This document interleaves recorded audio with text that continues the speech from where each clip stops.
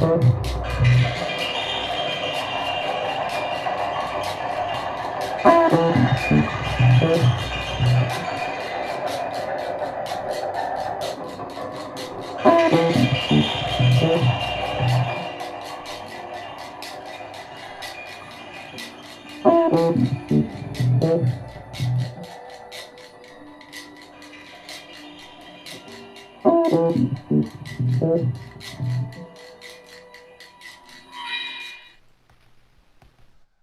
and welcome from Orange Ear, Berlin. Today we have a Alligator Gozaimasu special, and we would like to welcome you very, very much to this very special. Today we have a lot of things to do and a lot of things we did for the first time. So I think it's going to be a bumpy ride, but I think it's going to be a good and interesting ride. So we have people from all over the world joining us today, and we have a live session in the middle of the show where people from all over the world play together. This is going to be something special as well. And the program is dedicated to this brilliant project called Alligator Gozaimasu. And we're talking to some of not the main characters in this project, but to some of the people who are included in this project. And I think first of all we're going to welcome the lovely Steffi, aka Rekdor, who's a bit responsible for the people coming together. And let's see if we get her on the line. So this first person, and I have to check my little notes. This first person, and I'm talking to the microphone. The first person we're going to say hello to, it's Steffi Müller from Rec Treasure. And I hope we're going to have her soon in our lovely Berlin living room here. Steffi, are you there? Yes, I'm here. Hello. Oh, I see you already. I can't hear you yet, but I see you. You can't hear me. So I can hear you very well. So I think you can. Still can't hear you, but you look lovely. This is so much I can say already. Yeah, so maybe I keep on talking a little bit. I still can't hear you, I'm afraid. So, but I see you're in. Oh, wait a second. I hear a little bit of you. You hear a little bit of me. I will check again. A bit more louder. Yes, I'm very close to the mic. Maybe a bit louder. Yes, I will try. Can you hear me now? Yes, it's better. Yes, maybe I'm just too loud. Maybe. No, I think you're not loud at all. So I can hear you super well. I hope the others can hear me. Okay. If you can get a little bit louder would be brilliant, but I think it's fine as it is. Maybe we try something here. Yes. Perfect. So I can as I can see in your room with you, there's Klaus-Erika Dietl. Yes. And I think there's also a Helena Hartmann, if I see right. She's hiding a little bit in the background. Right, yes. Now I can see you. Oh, perfect. So I sometimes check. I'm sorry if I check with the monitor and sometimes look into the camera. Lovely to see you all. You're in Munich, right? Yeah, no, actually at the moment we are not in Munich. So can you hear us now? I can hear you perfectly, yes. Yeah, great. Actually we are in an artist house in the midst of the Black Forest. The Black Forest is in the south and west part of Germany. And for us artists, it's a real treasure because this house is huge. You can create there. And usually we live in our cities, in our towns, in very little rooms and have not so much space to create and work. And so Helena, Klaus-Erika and I can stay there. And for us it's really a treasure to have this session today because actually Alligator Gozaimasu is a fluid being and there is no main character at all. There are so many of us, and I'm curious what we will do today.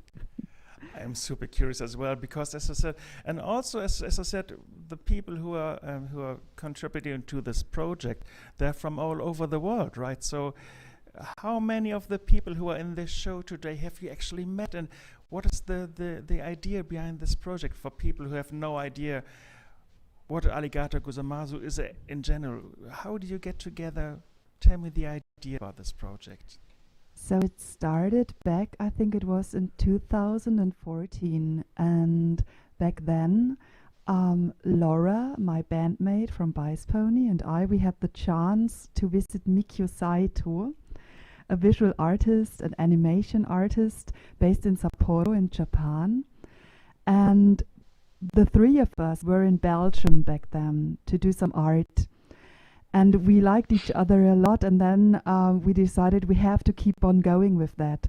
Then Klaus Erika joined in, and throughout the past years, more and more artists, A Hui Swimming from Tokyo, Mibushin from Sapporo, then all the artists that are included today are part of it. And then in 2015, we intensified our art exchange. Some of us had the chance to travel to Japan and dive deep into Sapporo's DIY underground scene, thanks to Mikio and all his friends over there. And then some of them came to Munich, for example, A Hui, who will perform today too. And there we met with lots of other great artists, for example, Nikolai Hermann or Colin Jukic. And they were part of a public recording session. And this was the very start for Alligator Gozaimasu. And then throughout the past years, there were maybe little collaborations between some of us. We needed some time to reflect and to rest. And during the lockdown, we restarted everything. It was in March 2020. And then way more people joined in. For example, Lina Züller, she's a visual artist, but actually she does a lot of sound art too, and she combines all of it in her work. And we have to earn money to have the chance to live in Munich and work there, where I'm usually based at. And so we met during our work. And we both fell in love with each other's artwork, and we said, yeah, let's try more. And so it went with a lot of us. And most of the artists are artists somehow Klaus Erika and I met throughout the past years. For example, even during the intro today, there was music by Nihal Saruhani and by Shevket Akinci.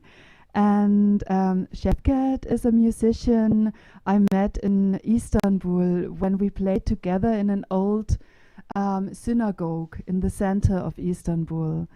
And and others were joined in because friends of people in Alligator Gozaimasu told their friends. And so I haven't even met them before, and I think it's the same for all of us. Some of them we know, others are completely new to us. It's really, really nice to. It's funny actually. I shouldn't say anything. We just should let you talk because it's, no. Because I love questions. It's a bit like you're taking us on a journey. It's really nice, and so it's also nice to somehow follow you on this journey. And so,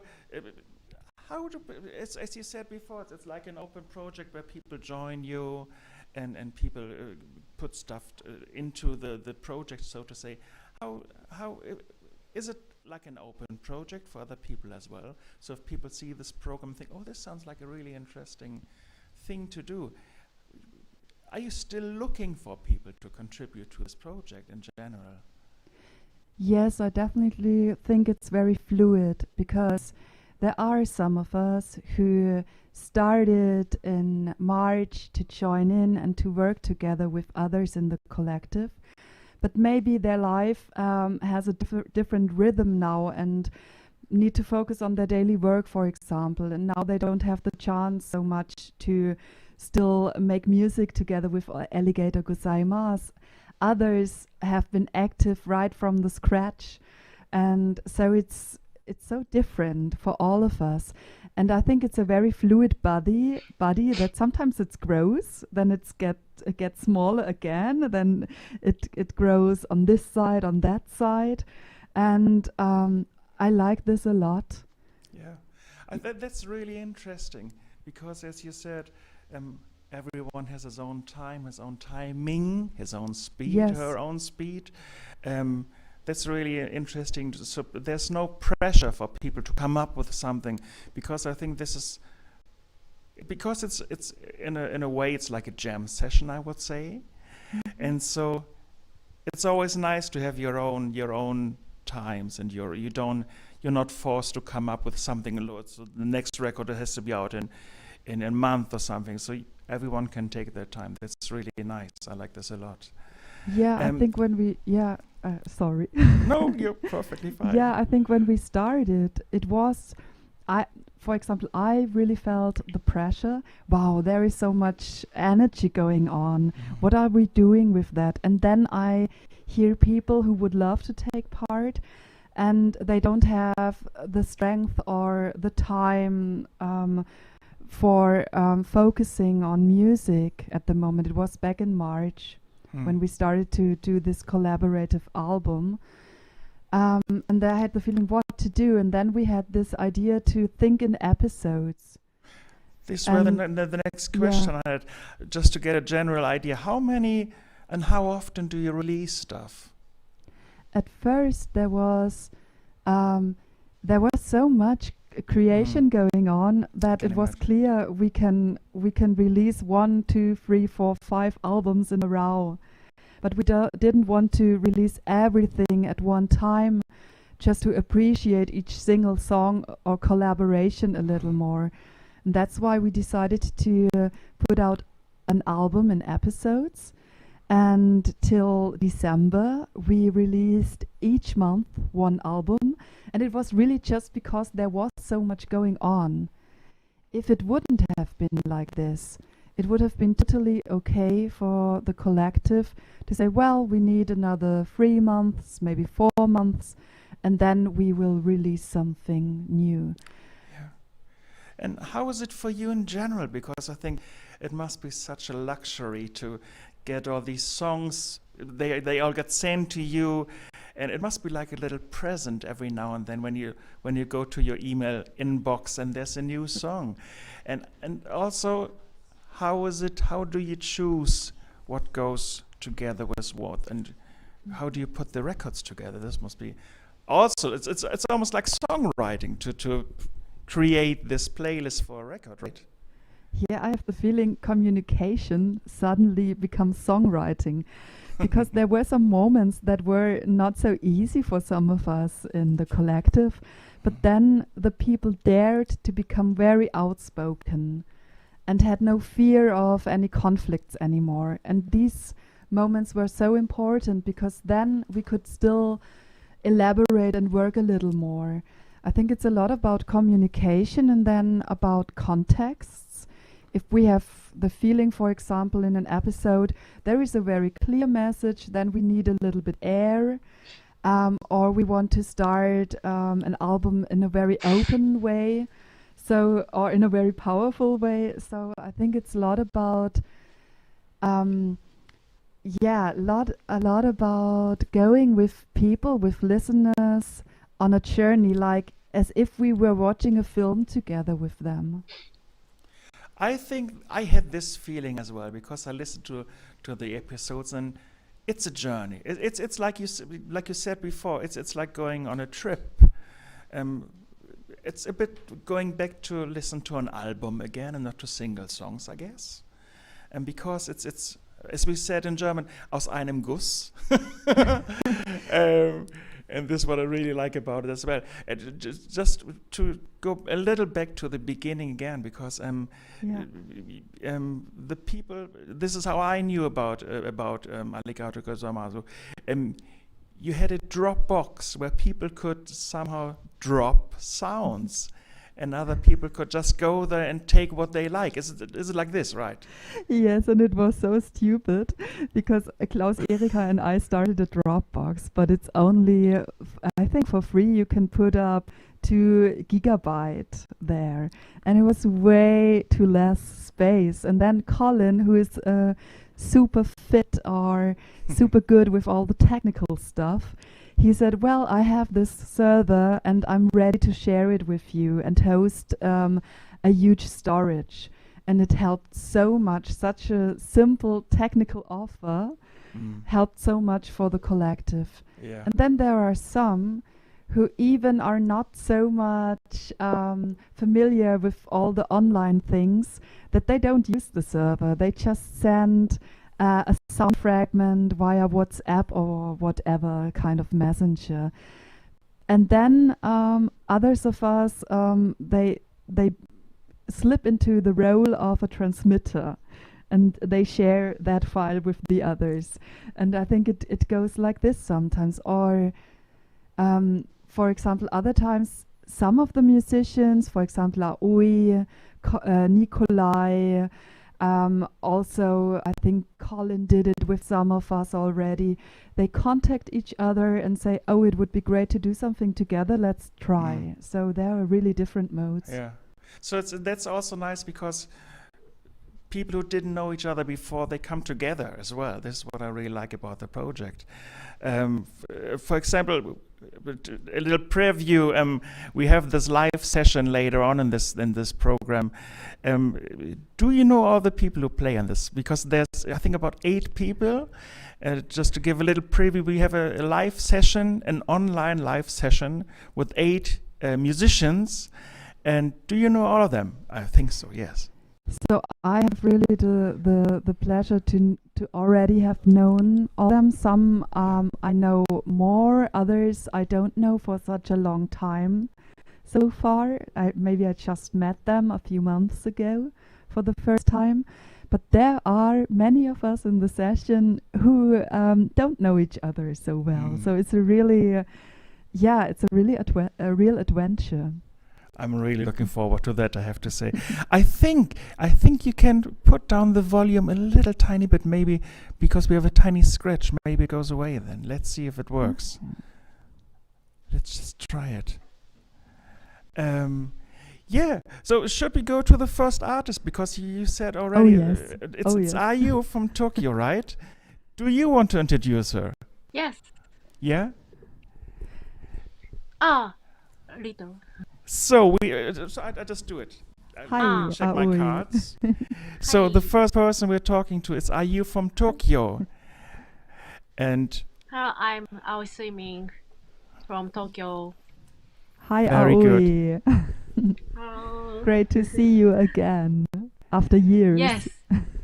Yes, next year too. so can you give us a little insight? What music are you playing for us today? What are you doing for us? This song? Mm-hmm. Yes. What kind of music? Sorry, what? What kind of music do you play for us? My music, I play mini Casio keyboard with rhythm box and singing. Very beautiful.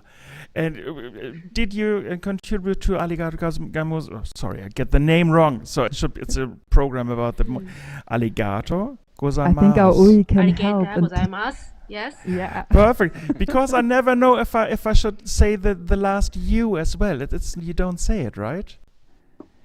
It's called Alligator Gozaimasu, but not Gozaimasu, right?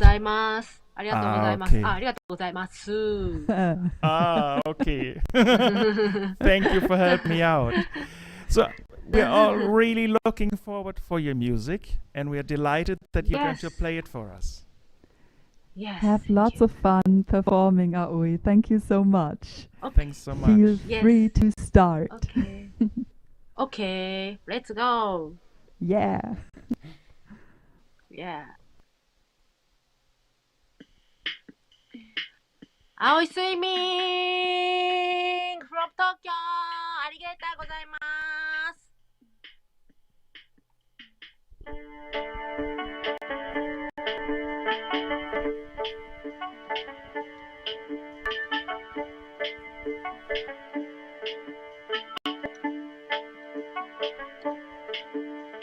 Goodbye, Shimurake. Goodbye, Shimurake. Goodbye, Hige dancer. Goodbye, Hitomi basa. Goodbye. バイバカ殿様、グッバイ志村けん。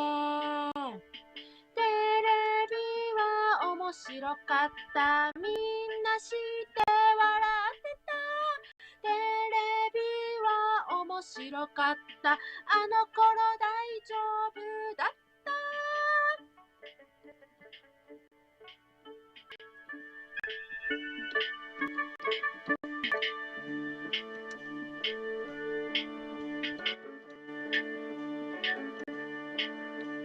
この角の軒先に太ったイタチが立っている。この角の軒先に肥えたイタチが立っている。お前はいつから金持ちになった？お前はいつから豊かになった？ SOS は聞こえない。秘密書その2じゃ5。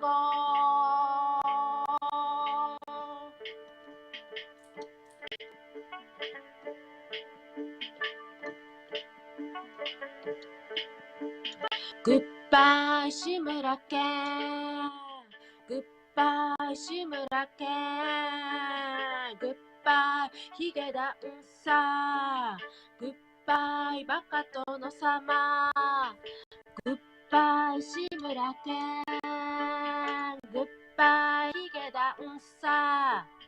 テレビは面白かった、でもテレビはもう死んだ。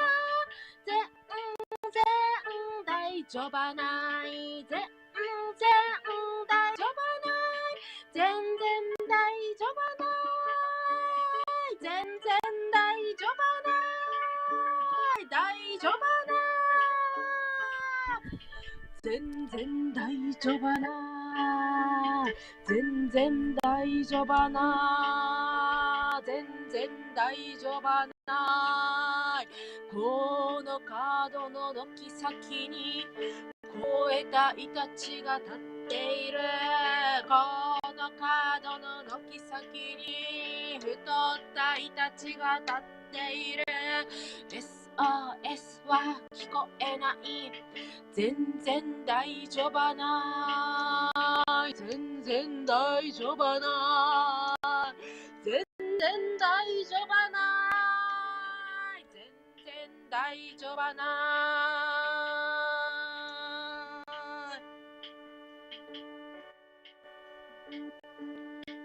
大丈夫ない、大丈夫ない。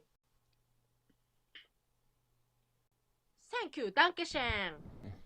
How is swimming? I'm in love. I'm in love. Thanks a lot. Thanks Thank a you lot. so much. Are you swimming? And all of a sudden you're in a bedroom in Tokyo. What an honor. Thanks Yeah, a my lot for bedroom. letting us. It was really, really From bedroom. beautiful. Thank you. Actually, I'm lost for words, I have to say. Ah, I don't know what to say. my I have to say. lyrics? Yes. What are you singing about? What is the context of the song? I create this song end of March of last year. Japanese famous comedian passed away because of COVID-19. The name is Ken Shimura. All of Japanese were very shocked, and we don't enough information about COVID-19, and we don't have anything to do. So Ken Shimura often said 大丈夫、大丈夫、大丈夫だ。大丈夫だ is it's okay, it's no problem, but this situation is not okay. So I think it's 大丈夫じゃない、大丈夫ない。So I want to say 大丈夫ない。So that's So why it's not I okay. made this song. It's really beautiful. It's not And okay, this situation. Yeah. And are you playing? Yeah. What instruments do you use? Because I see this Casio keyboard and this drum box. Yeah. yes, Casio keyboard. I And love it. yeah, recently, yeah, before I used my rhythm is Casio Nice. included Casio keyboard rhythm, but recently I use iPad rhythm. Perfect. Because funny enough, I'm Yeah. collecting Casio keyboards as well. So we're kind of a Ah, same. really? Yes. So yeah, Yeah, maybe we Casio should. keyboard is so I cool. love it. So maybe we should Yeah. make a Casio keyboard duo one time. Maybe something for the next episode. Yeah. So Yeah, this yes, is, yes. but this is how Casio. things happen. You see things and then you join each other. It's beautiful. Yeah. Yes. So thanks for joining us from Tokyo. It's an Yes. honor to hear and see you play. Thank you so much. And Should I I love hang the up? I love the outfit, by the way. Sorry for didn't mention it before. Thank you. Yeah. And I think I like sewing. obviously, as we can see. And I think now we go to the next part of the show. This next time it's not a Yes. live performance. I hope you still join us for the rest of the show. Yes. Perfect. Yes. And the next thing we're Okay. going to have is a Bye video, bye. actually. By See ya. I hope I have the right card. See you Bye. soon. See you, And- A See you Hui. soon. Yeah. Should I lost one of stay my here? cards. Ah, yeah. Don't worry, Timo, if you lost Yes. your cards. So Found it again. Okay. I think the next. You found it. Yeah, great. Then Yes. keep on It's going. Thomas Lutz, right? It's Thomas Yes. Lutz. Yeah, that's right. Tell me something about Thomas. It's always nice to give away the responsibility. Ha ha ha. So, Steffi, tell me something about Thomas Lutz. Who is Thomas Lutz? So it's really interesting that right now I remembered that back then when A Hui was in Munich and fascinated us all with her performance. She's such a great performer on stage. There was this public recording and there was also Thomas Lutz. And so at first he was not involved so much in Alligator Gozaimasu, but then we did a film together and he was very active. And during the last year, I think he was the one with the most output. He had so much fun playing around with all these tiny bits and pieces in the online storage with all the sonic fragments and did a lot of sound compositions. And Thomas also started to try some videos for some of the songs, and I started to upload them, and Thomas has also his video channel on YouTube. And there is a beautiful collaboration between Thomas, two little girls from Altegnenberg in southern Germany. They are called Paula and Carla Zuckon. And they are just 8 and 12 years old. And then a Munich-based artist called Anton Kaun, aka Rumpeln, a noise artist. And I think this is a really, really humorous but also beautiful collaboration, because suddenly noise meets the children's electronic composition and then Thomas field recordings, and we can watch Thomas' video now. It's so funny because if you're a noise musician, of course you have to call Rumpeln, right? Yes, it's a great name. And I think the song we're going to see is called Retour, right? Yeah. Perfect. So we switch to the video by Thomas Lutz. Retour. Let's see what it sounds and looks like.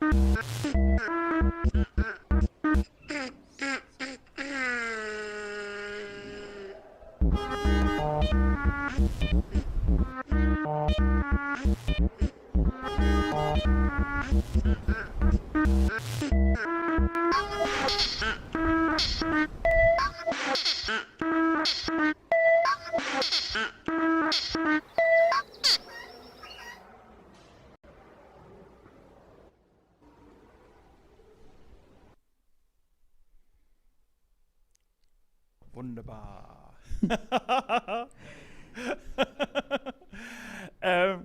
I have to say something, Steffi. You know, Yeah. I just realized again, listen to this song right now and watching the video.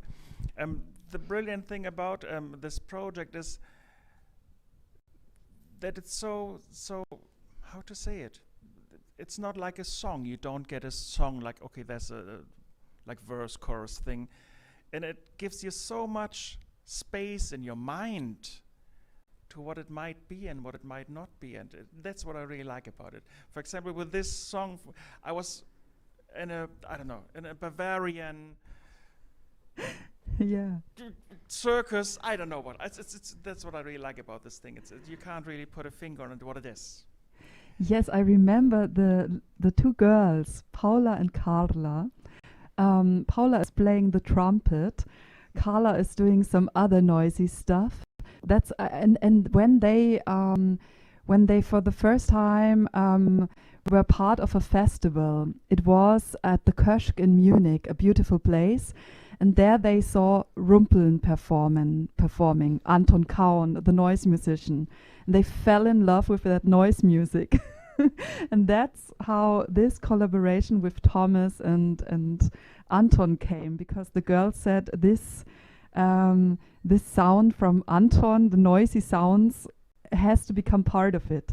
And the title, Retour, comes from a criticism towards their mother, because they said she is buying way too much online during the lockdown and always sends it Retour.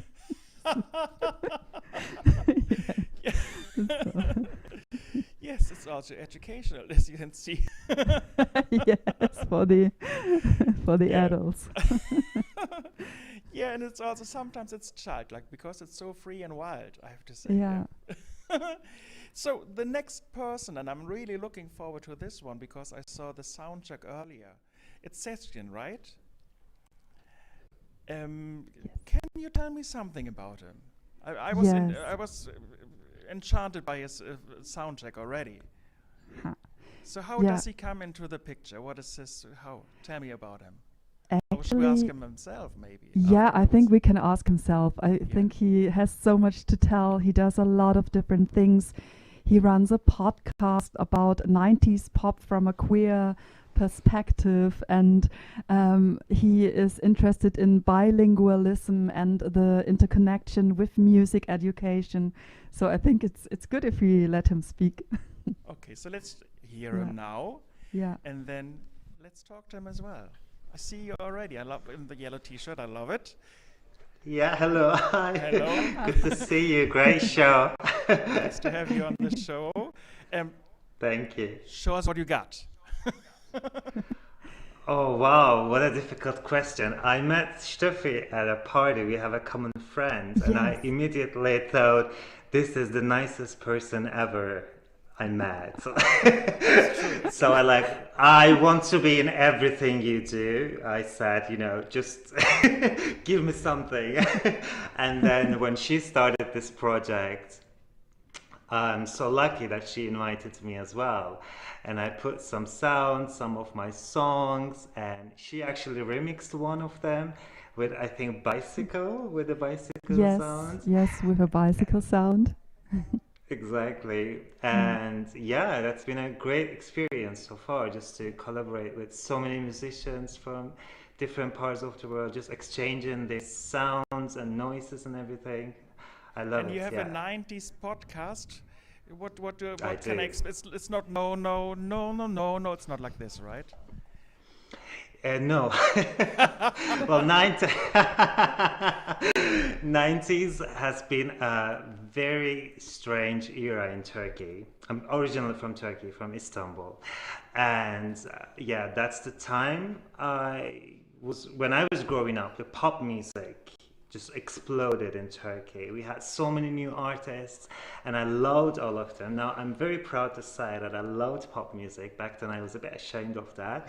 And me and a friend of mine who is originally from Istanbul as well, but who lives in New York, his name is İlker. We were just watching some television documentary about 90s music, about Turkey, and we realized there were some stories that were missing. The story of some of us were not told in the mainstream media, like queer people or feminist people and everything. So we decided to create this podcast to tell the story from our own perspective, to remember the things, to reminisce the things, but also to criticize a little bit as well what the media has been telling, what the artists were doing or not doing, and kind of connect it with today. That's what the podcast is about. So it's in Turkish. So in case there's somebody who listens to us from Turkey or who speaks Turkey, they can just go and have a check, have a look.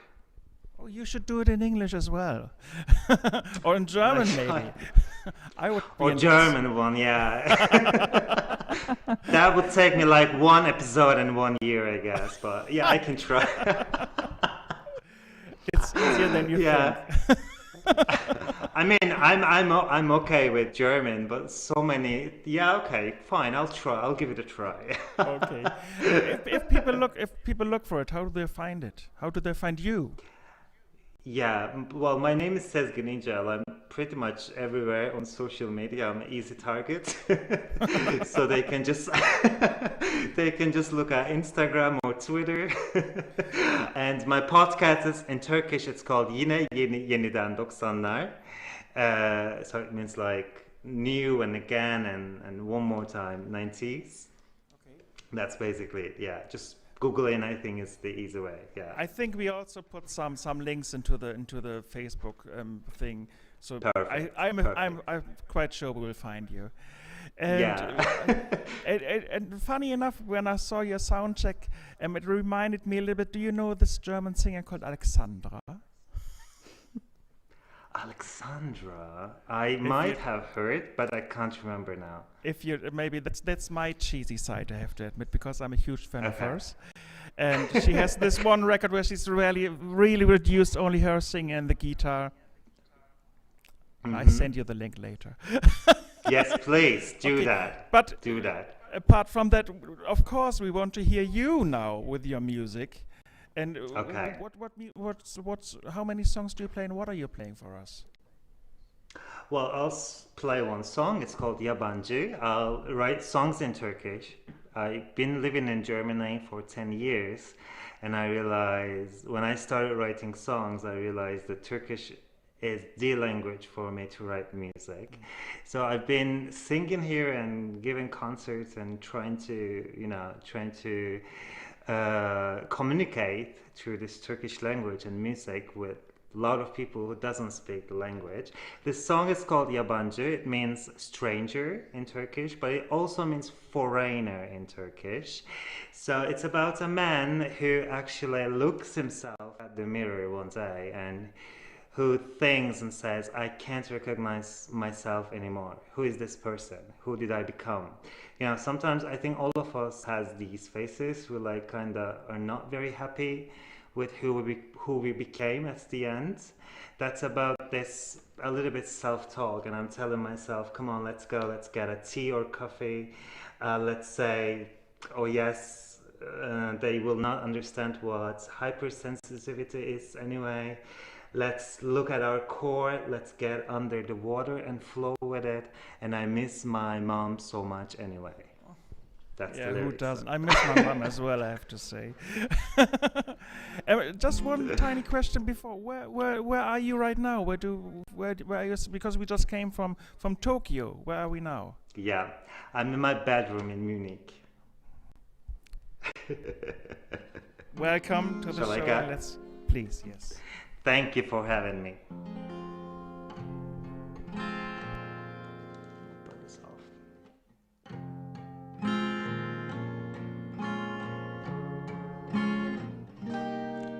Bu yatak, bu oda, bu ev, hiçbirisi bana ait değil. Aşkın tutkulu, sevahirin yaşı, gerçek sana bakmıştım böyle. Mutlu olursun sanmıştım, aşk böyle olmuyormuş. Bu ruh hali, bu surat, bu gülüş, hiçbirisi bana ait değil.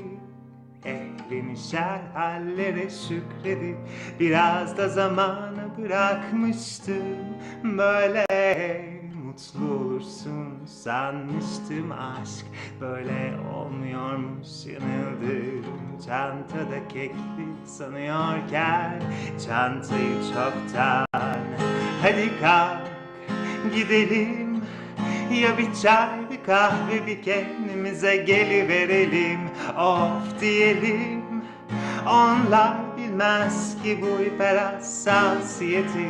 Sen yüzüne bak, bir suyun altına girip suyla akıverelim, eriyelim. Ben zaten annemi çok özledim.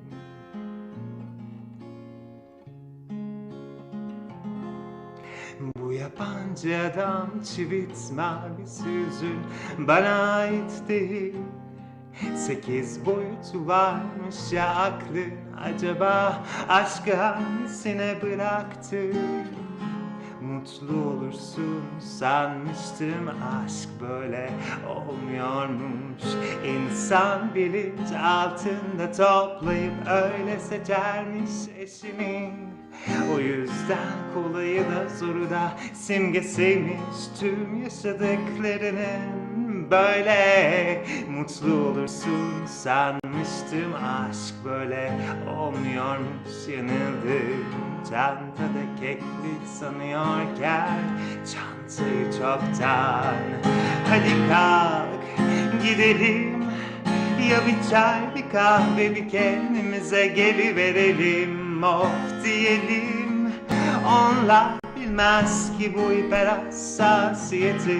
Sen özüne bak, bir suyun altına girip suyla akıverelim, eriyelim. Ben zaten annemi çok.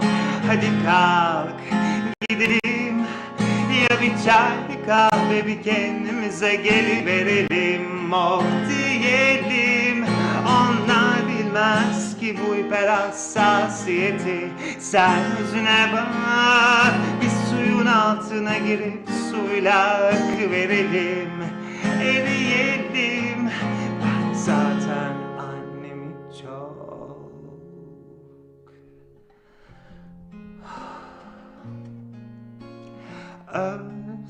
özledim.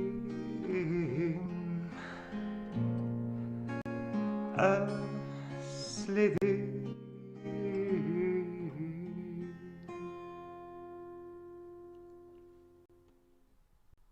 Silence.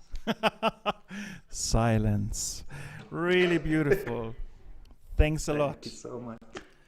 Thank you so much for having me. It's every time when you see something like this, also with Are You, I was lost for words, and every time I would love to just say nothing. Thanks a lot. Was And an honor. 90s songs say it's the best sometimes when you say nothing at all. It's a song from the 90s. I remember. I was On born that by note, the time. If you say nothing at all. Sorry for destroying it now. Thanks for taking us into your living room, bedroom, wherever we were, and it was really beautiful. And I think we post all the stuff. If you want to know more, we post all the stuff in the Facebook event. Thank you so much for having me. Thanks for playing for us. Thanks for sharing your talent. Thank you. Yes, Zeshkin. thank you, Steffi. Bye-bye. It was so great. Hope to see you soon again. See you soon. Bye bye. Or stay with us. Yes, please stay with us. Don't go Yeah. away. Steffi, here we are again. What can you say after such a performance? Also with Are You, I'm always lost for words. I'm always like, oh, should I say something or is it too interruptive? It's I think the only thing I can say is I'm so impressed by Zeshkin. He's doing so much interesting work in all these broad field of music. And when we met back then at that party, actually it took me a long time. I think it took me 3 years till I dared to ask him if he wants to be part of it, because I knew he is a professional musician, and I personally I didn't learn any kind of instrument, and so I had a huge respect. I still have. But I'm so happy that I dared to ask him to join in. And maybe the same with A Hui. She doesn't take care what the people think. She just does her performance. She's so strong on stage and does her thing. And she was very nervous today. She doesn't know a lot of the others in Alligator just by writing messages, but she hasn't seen the others maybe before, and so it's so curious to just dive into it. So yeah. But I think this is also a really interesting and beautiful thing about the Alligator project, because, for example, you have some names and you have this super interesting and intriguing sounds and songs, and you don't have a face straight away, because if you listen to whatever, you hear the newest pop song on the radio and you just Google everything and find everything in a second. You find what the singer or the eats for breakfast. And I think with this, it feeds your imagination. Maybe I'm a bit too I don't know, but I really like this kind of things when you don't know what it is exactly. And that's exactly what it is. So the next program point, so to say, it's some sort of the Herzstück, because this next thing we are going to do is a big online improvisation session, and it took a lot of sweat from all of us. Not from me, because I just arrived here today and sat down and got some nice light, but Yo and Frank really did a lot of things, and most of all we have to thank Klaus Erika Dietl, who also did a lot of things to make this happen. So this is it's an improvisation thing. I think let's see how long it's going to be, and I have to read it from my very beautiful cards. So it's going to be Klaus Erika Dietl in Sleepwalking, aka Nikolai, on the guitar and percussions. Lina, Voice and Loops.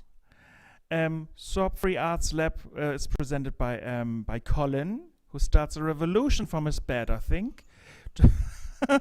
And then there's Gemma, and with her cello, I think she's in Amsterdam, if I'm right. And Gustavo Moy on drums and percussion. And obviously, it is Stefanie Müller from Wrecked Treasure, voice and other things. And I'm happy to see all of you. Are you ready? Hi. Hey, nice to see all of you. I'm not sure if we should do a little interview before. Do you want to just play, let it out, and then we can talk a little bit afterwards? I think you just start, right? Okie dokie. I'm curious to see what you do.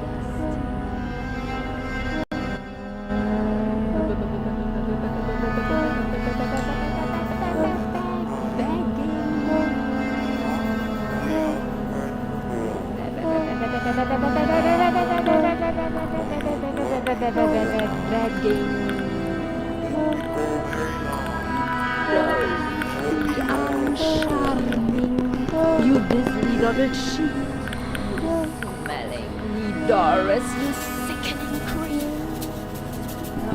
Rotten, malicious, musty, cheating one's way through life. You smelly wormy, sinfully white.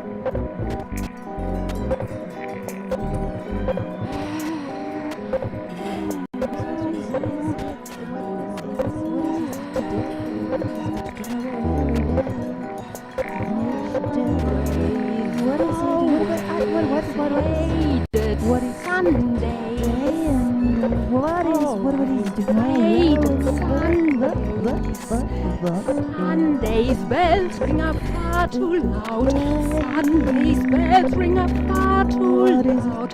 Following, following, following the crowd. Following the crowd. Fuzzy wuzzy headed, fuzzy wuzzy headed. Following the crowd. Following the crowd. Always hated Sundays. Always hated Sundays. Fuzzy wuzzy, fuzzy wuzzy, fuzzy wuzzy. Sundays bells ring out far too loud. Following, following foolishly. Following the crowd. Following the crowd.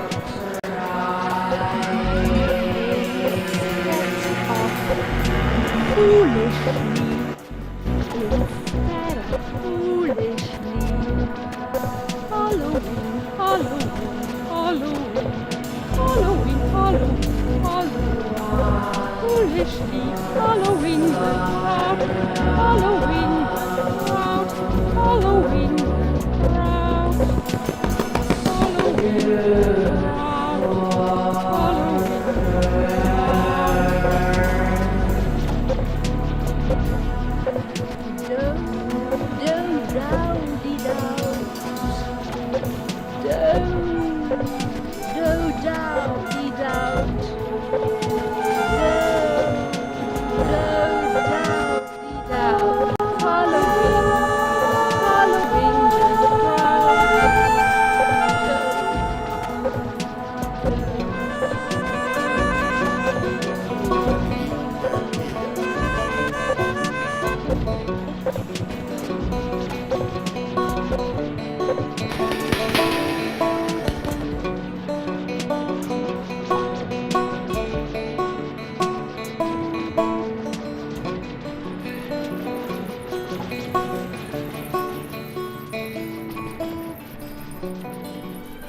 This one I was made of clay.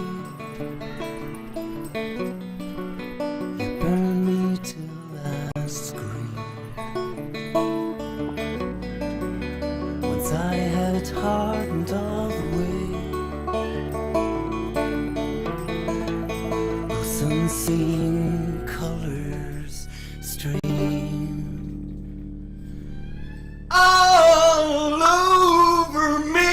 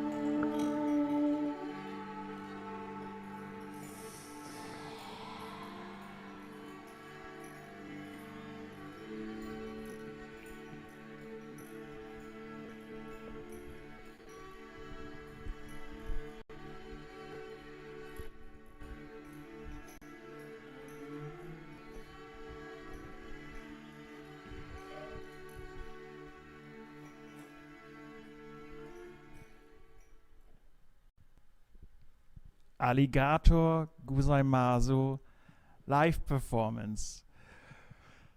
Oh, well, I'm such a gear geek, I have to say, because first of all, thanks for inviting us into your living room, your kitchen, your bed, your jungle was brilliant. It was really beautiful.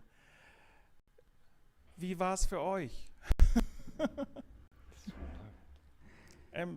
Steffi, should we just? By the way, I forgot to mention. Sorry about Helena Hartmann, of course, on vocals. I'm sorry for No worries. sorry. You mentioned it in beginning. So I did, in the okay. beginning you mentioned it. So no worries. Yeah, Steffi, how was it for you getting all these people together? I think for all of you it was also a first time to play in this environment, in this live stream situation, right? Yes, connected with so many people at one time. I've never done something like this before, and actually, I'm not so fit with all the delicate technical work, so we are really happy to have Frank and Jo from Orange Ear here, because they have so much patience, so much. Such great people. Yes, so you can't put it in words. And they took so much time with each single one of us to check the lines, to make it possible that we can jam together without any latencies. And then behind the scenes there were other people. For example, Simon Kummer, he was helping with Lina and Gemma because they are with the MacBooks and with other programs connected to us. And so there were so many brains all around there. Yeah, and I think now it's great to give them the words, the Hand up. voices. Yeah. It's beautiful because also to see the different approaches, because some of you had all these million tiny instruments and like a collective of instruments, and some were just with a laptop, and thanks for letting us see all of this. I could ask each one of you for specific things, but I don't think that's what's appropriate at the moment, I think. But I have to say, this is also a celebration of the release of the newest edition of your compilation, right? Yeah, that's right. And many of us are on this new release. It's the seventh edition. And many of us are also present on the other releases. So yeah, feel free to check them out. And I think maybe it would be super interesting if we switch to each person and they just introduce themselves. First of all, I have to show a yeah. little something we prepared here. Maybe if we switch to the yes, big do it. to Oh wow, that's the cover artwork. The cover artwork for the 7th edition, so for our current album. And this alligator you can see on the cover, it was a work done, an artwork, a crafts work done by Jo, who will later play in the show with a very special instrument called Hamble. And she did it, I think, almost 20 years ago. And the alligator, I think it was perfect for this cover. yeah. So I thank think you there's so a much. there's a tiny story behind as well, because as far as I know, I think Jo did this alligator for her nephew, if I'm right. And then she got it back, and now she's now it's here again. So it was on a journey as well. So it's all about journeys today. Great. But I would love to, if you're up to it, maybe talk to each and one of you separately, if it's okay for you. Sure. Yeah. So should we just? I have a list here with all the names. So should we just start from my first name, if you like? So my first person I would love to talk to would be Klaus-Erik Hadidl. Oh, hello. Hello. You're there Nice in the to have back, you. and I heard already that you did a lot of the technical things as well today to make this possible, right? No, that's not really true. Steffi But- did it on her own. I have can't say that. It's not true. Okay, then we just then Next question. next question. So now we can see you a little bit better. I saw on the last episode, on the 7th one, I saw your name a lot. Tell me where do you see yourself in this thing? What do you do? It's interesting because each of you seem to have a different approach, as I said before, to make this kind of music. Well, I know it's always difficult to put yourself into a certain Yes, position. I love to do the What- bass lines, and I love to put things together in for something new, rhythmic, or I don't know, like a collage. I'm a painter. Maybe that's an explanation. Yeah, there's this singer. She used to sing in X mal Deutschland, and she also changed from making music to painting actually. Yeah. And she said it's the same. For her it's the same thing if she paints or if she makes music. Yeah, what I really like on the Alligator songs is they are very cinematic. You close your eyes and you see a film because Yeah. they are so different. And yeah, But I have to say that's I think it's the same for me because it's also you have to listen to it as an album, and it really takes you on a journey because I don't think everyone has the same visions or the same ideas when you listen to the songs, but there are so many different layers and different ideas. I know I can understand what you mean, absolutely. yeah. So if you're maybe we should go to the next person. It's Nikolai sleepwalking with his guitar. Hey there. Thanks, by the way. Thank you. Yeah, you're very welcome. It was great. Do you hear me? I can hear you. Yeah, I think the great. people can hear you as well. Yeah. Okay, Thank- I switched it up a little. Okay. Thanks for welcoming us into your jungle. Yeah, you're very welcome. We are happy to have moved here just before the pandemic, so it doesn't feel like a prison that much, maybe as for other people. So I'm always in the nature this way, and I love it.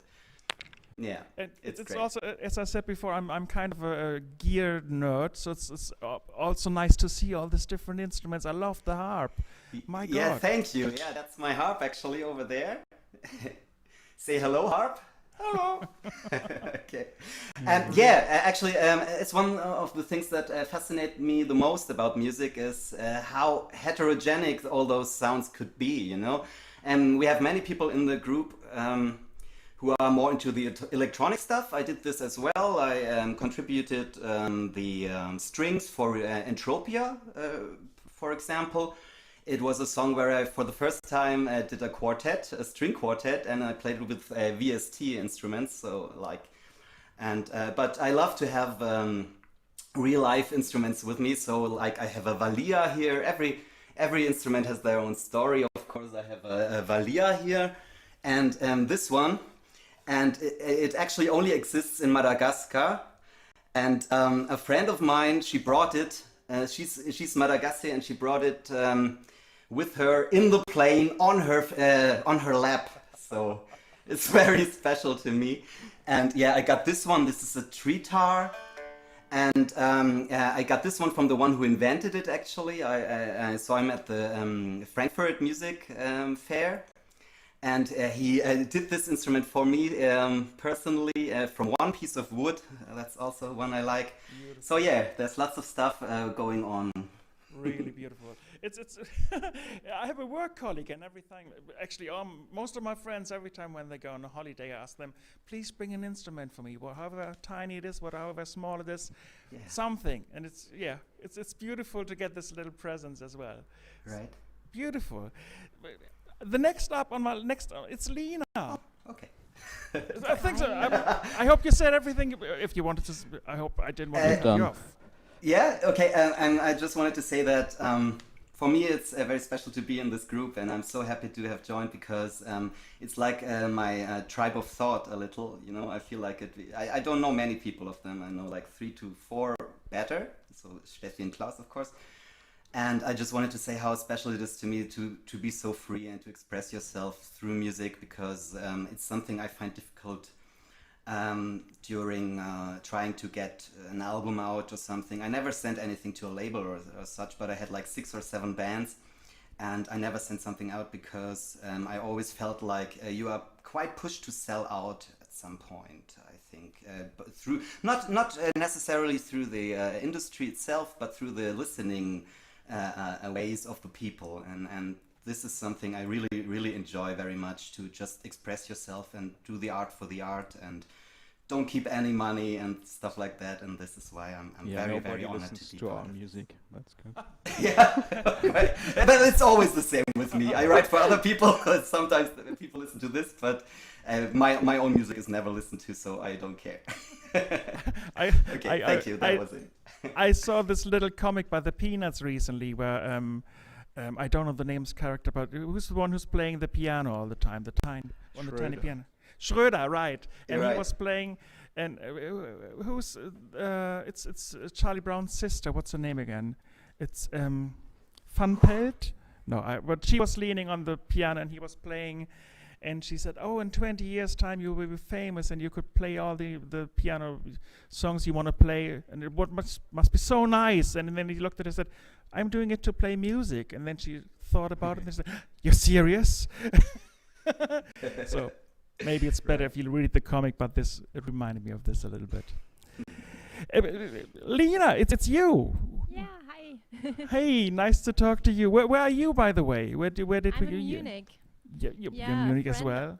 Yeah, a friend of me offered me to stay here in her studio for just 1 week, but it's so nice. She's called Fumi Ogura, and thank you so much that she lets me play here. It's so funny because, as I said before, I obviously I looked at all the instruments that were around, and we've got the same looper. Yeah, I think. Which one? I have it. The one in the middle. Ah, okay. Yeah. Yeah, this is very good because you can do both or two ways of loops. Yeah, I got it as a friend of mine suggested it to get it. Julia, Entertainment for the Brain Dead, to name drop some names, and she told me it's a brilliant piece of thing to work with, and it's true. It's really easy to work, and it brings out great results, I have to say. How did you come to this group of people? How did you join? For how long have you been with this group, with the Alligator? I know Steffi a long time now, and yeah, we are just playing music together and also collaborating and other stuff at the museum. For example, we had an audio channel at the museum here in Munich. And yeah, I like her because she's so open and a social person.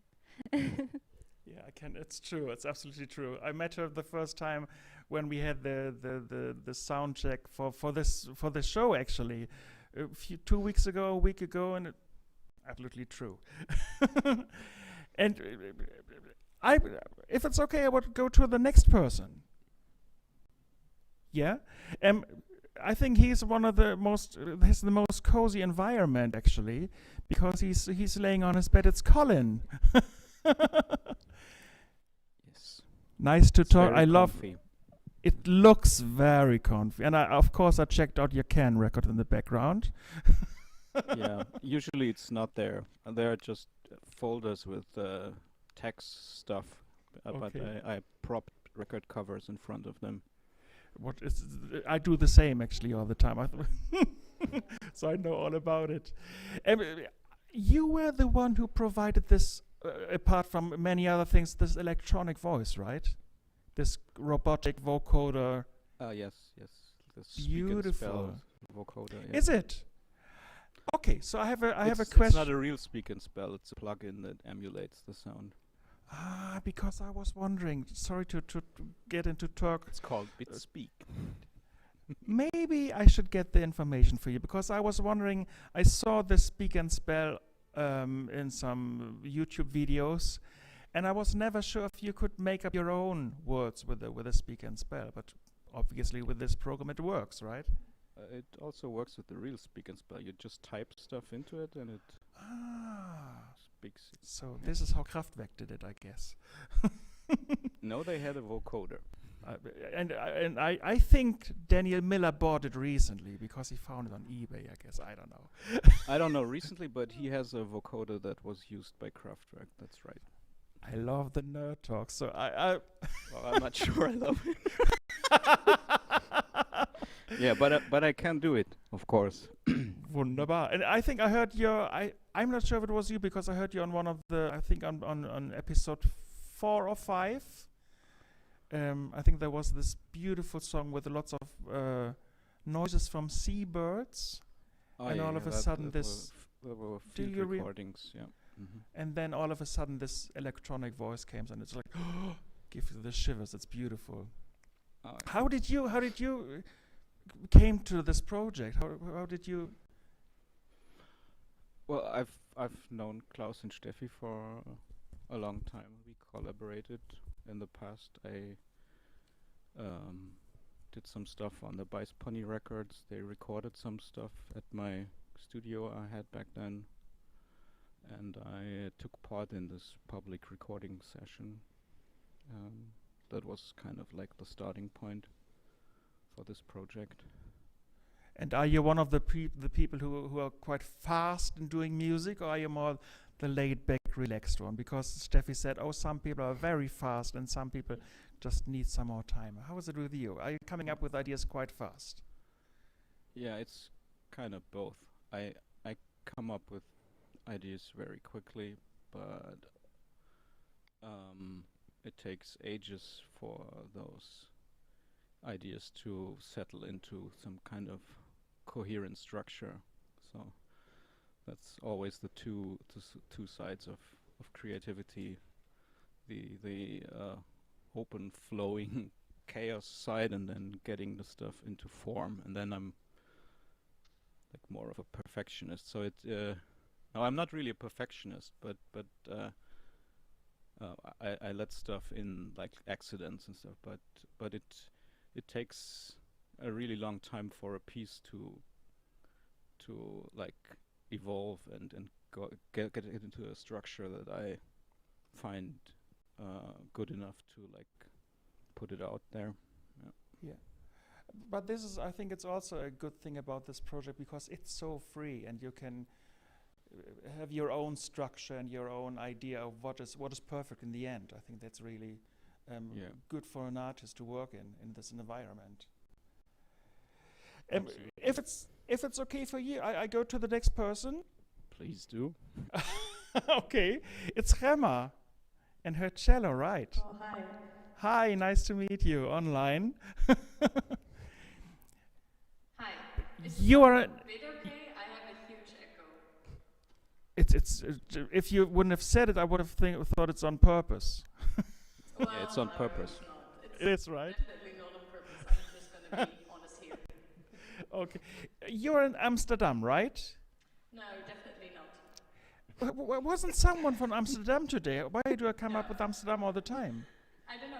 When I say I come from the Netherlands, people always say, "Oh, you're from Amsterdam," and I say, "No, I'm not. I never lived there." But that's how it goes usually, so it doesn't matter. But isn't that the only town that exists? No, it's just a joke, kid. Just kidding. Where are you right now? I live at the moment in Arnhem. It's sort of the center of the Netherlands. No, it's not really. Okay. And obviously you're playing the cello and you sing as well. How do you see yourself fitting into this project? How did you come along? The main question I ask most of all of you: how did you come along, and how did you join the Alligator Gozaimasu? Gozaimasu. Well, I used to live in Munich last 4 years, and back then I studied art, and I worked in the arts as well. So, and I used to play cello sort of since I was 12. And in Munich, I met Steffi in some kind of, I don't know, it was an opening or something like, I don't remember exactly what it was. It was at a vinyl shop. And we got talking, and again and again we kept on meeting. Never played together. I only joined one of the sort of a course that they gave at Leenbach House. and that was a lot of fun. We sort of played together there. And then last year she said like, hey, I'm gonna do this, do you want to join? I was like, yeah, I had to move to the Netherlands because of Corona. So yeah, I would like to join. Because Give I me think that something to do. I think that's a good thing because you can join from everywhere, right? It's not like you have to be in Munich to join them. It's really international, obviously. So are you more a person of, because as I said before, some people put in sounds, some people take out sounds of this Dropbox project. Are you more a person who likes to contribute with or put sounds in, or are you also like this frickle person and doing all this the sound work? What do you do best? What do you like most? Do you like providing sounds, or do you like to create all these new songs? What do you like the most? I did provide sounds in the beginning, like samples of the cello and voice, but yeah, I think I like taking the sounds and composing them. I also did a sound, it was also with the sounds of Colin, because he had this great weird voice going on there, and I was like, yeah, I like it. So I composed the whole song, and I only did the composing and the sound effects, so there was no, and maybe I sing a little, but there was not much me in it, only the composing. I think this is what I really like as well. It makes it easy for new people to come inside, because maybe it's sometimes a bit easier to provide some sounds and see what's happening, and then be inspired of what other people do. I think for at least it would work like this for me, because I'm always a bit like, oh, let's see what's happening, and so I think it's an easy. For me, it would be a bit more easy to get involved with the project, but this is just from my side. Let's go to the next person, Gustavo. I see you on the floor. Can you hear me too? Oh, I can't hear you. Maybe. Let's see. Wait a second. Can you hear me now? A little bit. I can smell. Wait a second.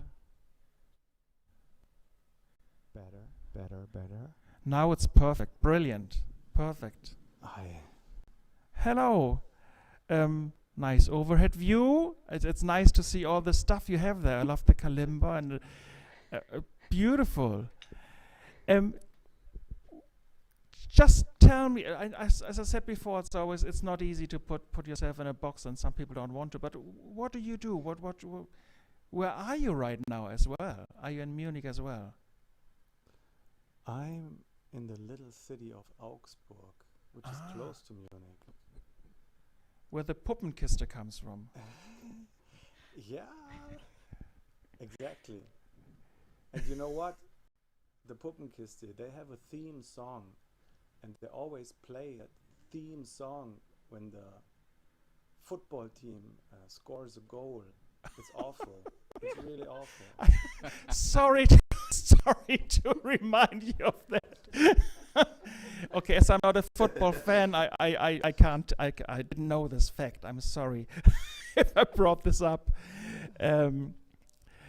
So what do you do? I saw you play all this tiny stuff, lots of percussion work, and tell me about what you do, if it's easy.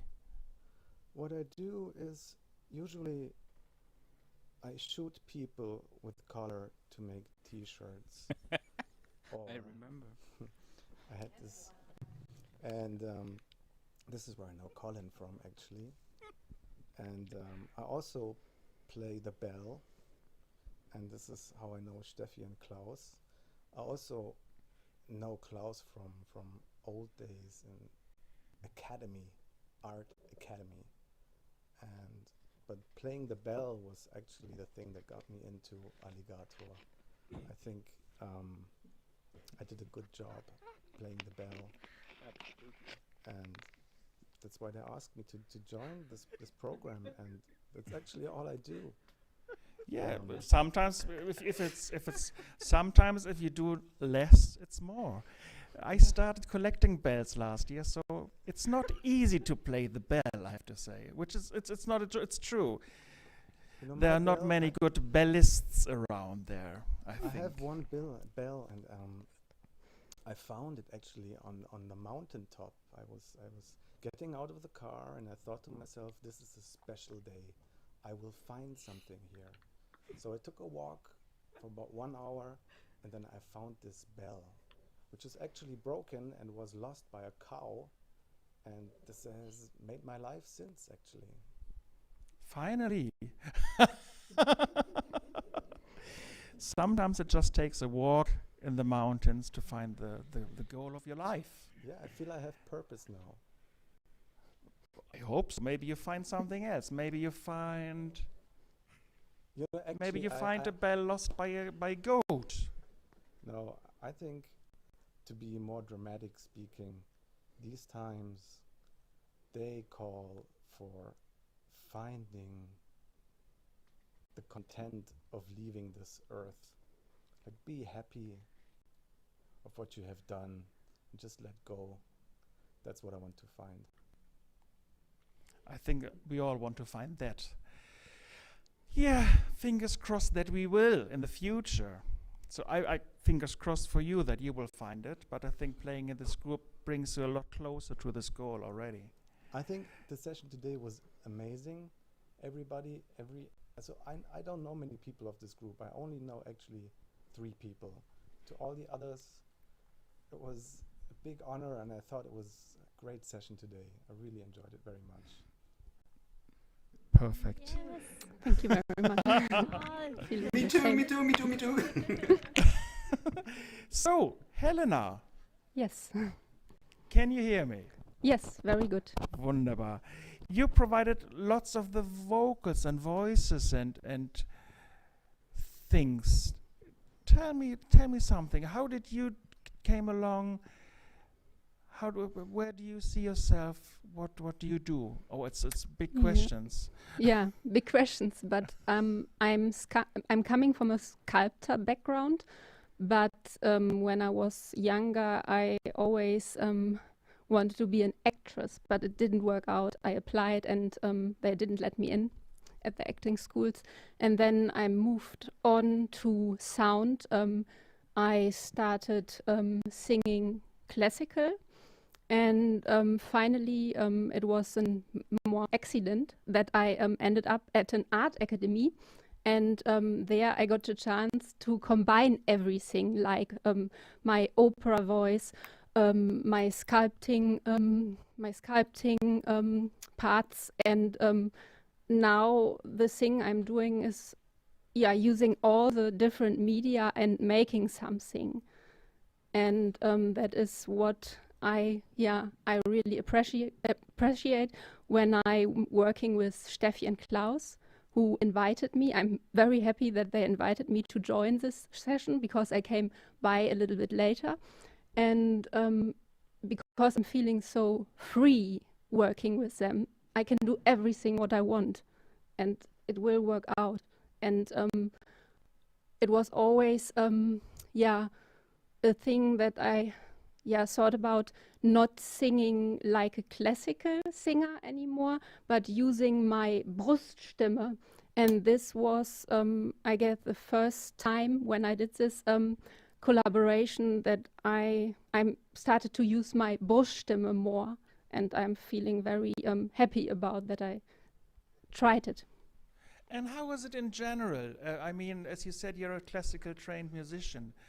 How was it in general to is it more like leaving it behind, or is it more building up on the things you learned? Yeah, not leaving behind, but building up and feeling confident about the voice I'm using now to talk, because I was always ashamed of that voice I'm talking with, using that voice for singing. And now I'm feeling, I'm slightly feeling more convenient and not being ashamed of using that voice anymore. Cool. Okay. Very nice. It's really Thank you very much. interesting. Because you often hear that people say, "Oh, Some people say it helps them if they have this classical background, and some people say it's not really. It's the opposite, so to say. Yeah. And but some people say, "Oh, if you're classical trained, you know how to use it." You know, but there's this kind of border. For me, I have to go through this kind of border to cross this border. So, a friend of mine was also learning to sing classical, and her teacher, she said the most important thing. She said now you know how to do it. Yes. Now forget it. yeah. That's the best thing. Forget about it. But it's not always easy, because you always know, I have to do this and that, and it's about taking breath and the practicing method of your breath, and but you have to let go everything, and I think performance is the best medium for me to do that, leaving everything behind and just be. Okay, perfect. Thank you Thanks very much for this insight Can I say into your something? world. Of course, please. It just entered in mind. I'm not sure who said it, but it was like a free jazz musician. I think it was John Coltrane or someone like him. He said, in order to break the rules, you have to know them. Yes. So That's true. And I'm on the other side of this fence. Yeah. You know, I have no classical training, and it's easy for me to not apply the rules because I don't know them, but sometimes I would like to know a little bit more about music theory. If like the improvised music gets a little bit more musical or something, so I don't repeat myself. But that was just a thought. Can I also say something about Yeah, it would be great. Because it's very near what Klaus also said before. I think I'm also coming from the artwork, and I know Gemma from the Academy in Art, and it's very funny because to go like through this sound area, to do it like a painting, and to put layers over another, and also this jamming thing. There's coming something from another world, and then you just grab it and take it and deform it, and that's what I think it's very nice. Just want to say this. Sorry. No, please don't be sorry. And you know, Timo, I'm actually really impressed about the people in Alligator Gozaimasu, because, for example, Gemma and Lena, these two artists are such tech freaks. I didn't know before. I think in just a few weeks, in just a few months, both of them got so much knowledge about production and everything, and it's really impressive. So because you asked who are the ones who had quite an output, so I think Lena was the one who motivated me, for example, in the beginning. She started really quickly, and I know that she works very delicately with lots of care, takes a lot of time for her tracks. But even though she is such a delicate worker, she had this powerful output, and I think that was also motivating for others. Yeah. One thing I know, it's not about me, this, but I have to maybe to break down some barriers. For some years, I was playing with a brilliant cello player, and she was classical trained, and I have no idea about me, so I don't know how to break down rules because I don't know them as well. And I was always wondering why is she playing with me, because she said one day, because I don't know how you make it, and it's new for me as well. So I think we all can learn from each other. I think it's as long as you make music, it doesn't matter if it's classical or improvised or you have no idea at all. I think we can all learn from each other. It's just the big earth knowledge now. Okay. But anyway, it wasn't about me. Steffi, you're the last one on my list, and so we will go full circle with this tiny bit of this show. Yes, I think I just want to thank everybody. Sorg Free Arts Lab, Gustavo Moa, I hope I pronounce it the right way, Helena Hartmann, Nikolai Hermann, Lina Züller, Gemma Moilendijks. I think you have to say it yourselves, I'm not so... Moilendijks, yeah. And Klaus-Erika Dietl, Jo and Frank Nagel, who made this thing actually possible, because it might look easy, but I think Lina, for example, and Gemma, they spent hours and hours for checking, because it has its tricks. Yeah, and I think when there were times in during our process when there were frictions, and I think frictions are super important. It looks, maybe it might look nice on the surface, but as soon as somebody dares to become outspoken and says, no, that doesn't work for me, or I need it another way, then it becomes really interesting. And if you listen to the other one, then you can go forward. And I think this is something I like a lot, that we are also ready to argue. Yeah, absolutely. Yeah. So the next, if we do this again, let's all make it about arguing and fighting. Yeah. Yeah, I mean. So I have one I must warn you, I have a little brother. I'm good at that. I was the two youngest. So I have one little request to you, all musicians. Please, if you disconnect your connection. Don't Yes. do And it, Dave. please, yeah, please, yes, and please start to watch the rest of the show, because it's not over yet. There's still some things to come via YouTube, please. So we have some more internet connection here. Goodbye, Dave. It was Goodbye. really nice with you all. Goodbye. See you soon. Don't switch up. You too We're well. Thank you. So, Steffi, you're still here, I guess. Yes. It's just the two of us. But there will come others. Yes, there's still some more things to come, Yeah. so please don't switch off. It was only meant for the musicians. And because we still have some points on our list on my cards here, on my lovely alligator cards.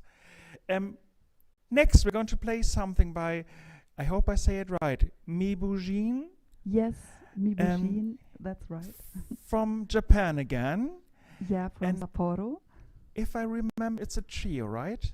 Yeah, it's a trio. It's Isumi Hirakawa, Yoko Fukasawa, and Mei Ann. Steffi, I'm so thankful you helped me with the names. Yeah, so I have to learn step by step too. So, and I have to say, because the music performance is by Mibujin, and the video and production camera works is by, I hope I say it right, Maju Hayasaka. Yes, I think I would have tried it like this too. Perfect. Yeah, Let's see what it's like. yeah, have fun.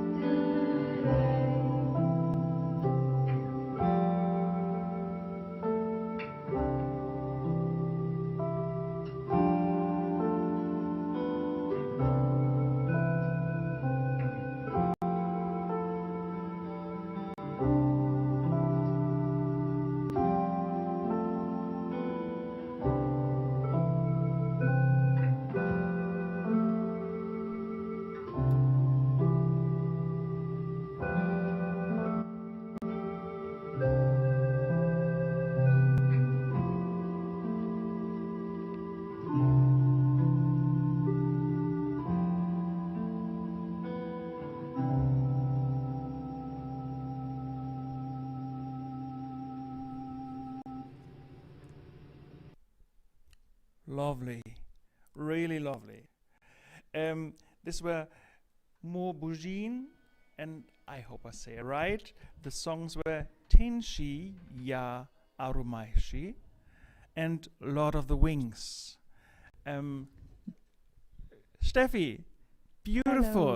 Hello. Where did these three fairies came from? This was a kind of, it was a beautiful and funny story. When Klaus and I arrived in Sapporo for the very first time in 2015, it was when the cherry blossom trees were all blooming. And Mikyu had an appointment with us. Mikyu is the one who animates this little alligator created by you. And then I think Mikyu, I don't know what he did the last night, but he didn't show up the next morning. And then suddenly there was Yuko Fukasawa, who didn't know us at all, who never met us before, and she was taking care of us and showed us around. And I will never ever forget this moment. Both of us very shy and not knowing what to say to each other, waiting for Mikyu, who knew everything there in Sapporo, because he was the one guiding us around. And I think it was a beautiful encounter. And then Yoko and Isumi, because back then I think May-Ann wasn't there. Yoko and Isumi had a performance, and they invited me to play with them together, to play on the floor.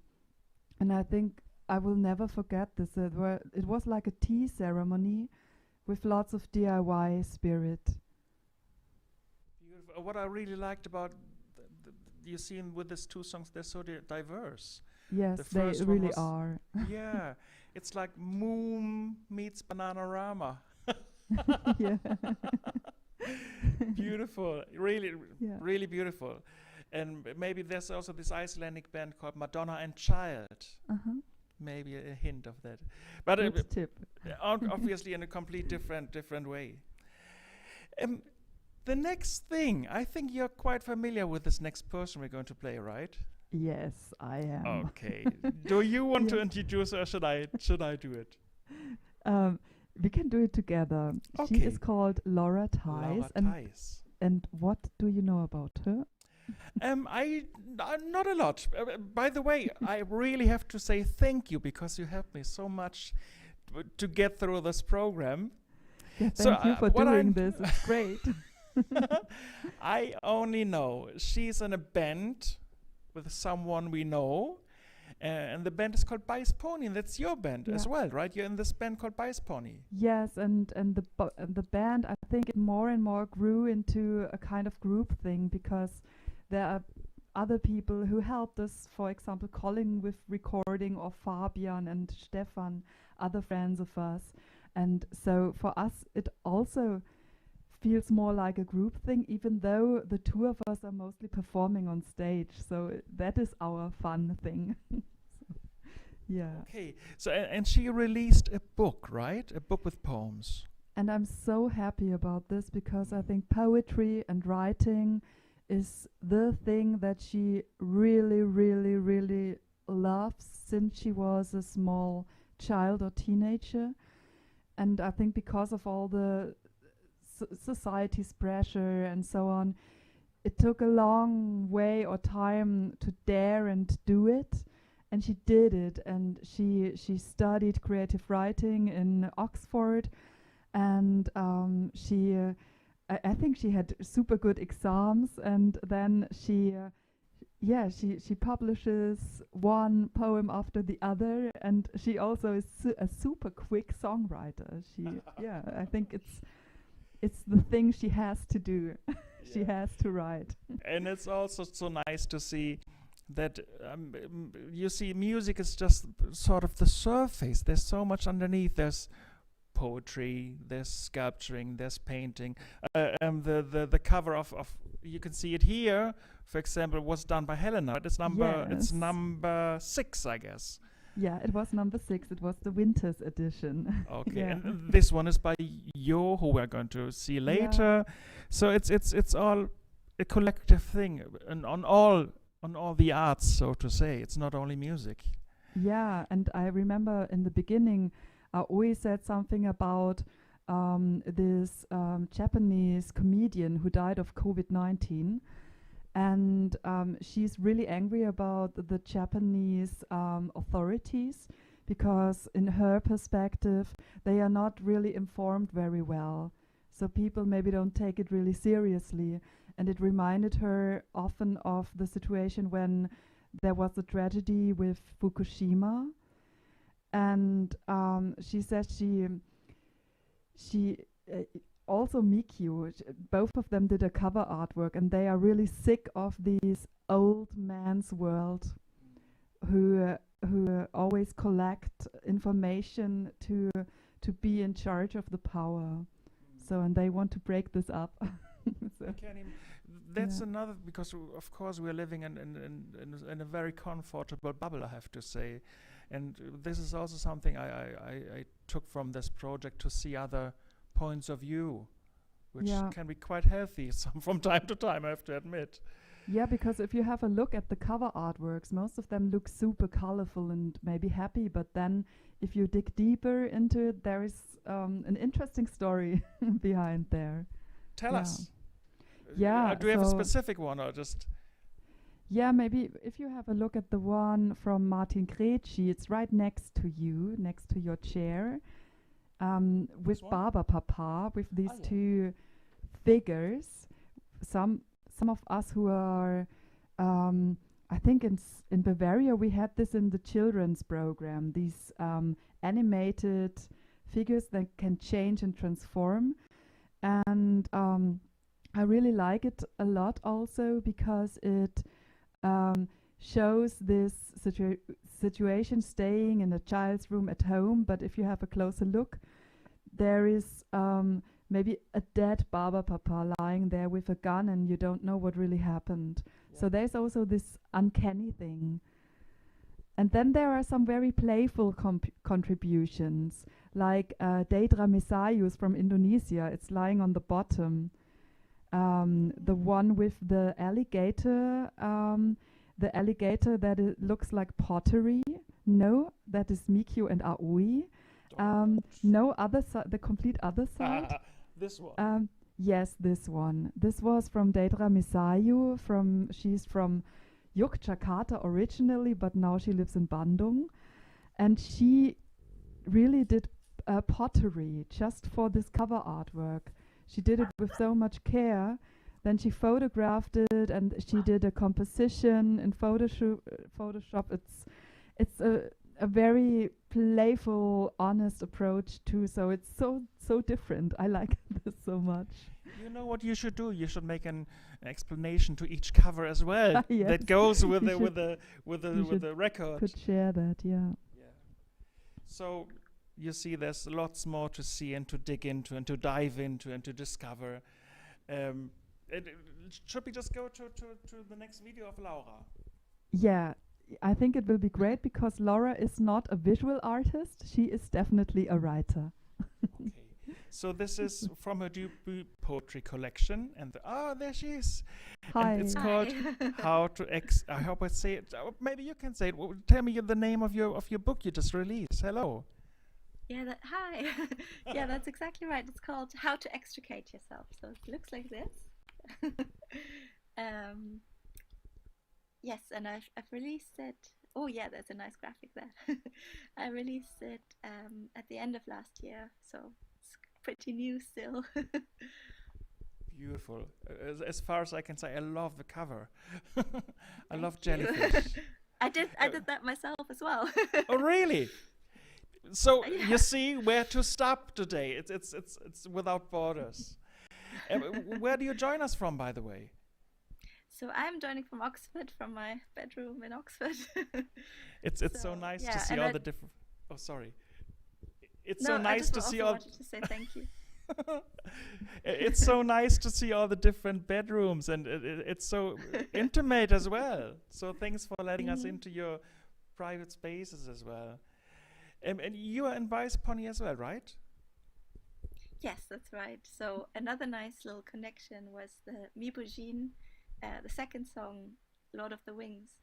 That was a cover that they did of our song, Lord of the Wings, but in a completely different way, and I really love it. Yeah. Oh, now I have to listen. Now I have to listen to your version as well. I'm curious. Yes, it's Yeah. quite different. And you're reading a poem for us today, right? Or are Yes, you out? Okay. Yes, so I'm going to read 2 poems from the book. And then I've got a poem that I wrote just last night that's kind of inspired by music. So I thought it would fit with this event. Ready when you are. So okay, so the first poem I'm reading is from the book. It's called Zombie Apocalypse Self-Knowledge. It's kind of inspired by the pandemic. Well, first of all, you should not have to choose your lovers based on whether you think you'd survive a zombie apocalypse with them. What if it never comes, you say? But what if it does come? And what if you eat all of our carefully rationed Mars bars at once and use the entire month's water supply for a bubble bath? And we starve and also die of thirst. And then you forget to lock up the back door and the zombies come streaming in one after the other, slowly but surely, like feral posh ants. And we can't even defend ourselves because you also used up all our baseball bats for firewood instead of just layering up with more jumpers against the cold. But I think you've got it all wrong, you say. In a zombie movie, who survives? Ask yourself. Is it the one with the pre-numbered, well-organized Mars bars and spreadsheets, or is it not maybe the one we are secretly rooting for? The anarchic, bubble bath-addicted hedonist entirely lacking in self-control. Okay, then I've got a second one. It's called Medusae. Do not lose faith on the day you wake up with spiders instead of hair. Do not cry as you look in the mirror. Remember, they may stay, they may not. They are here for now. If you must take pains to cover your head, hide their crawling under your most elegant hat, lest people recoil from you in the streets. Or don't. Remember Medusa and her snakes.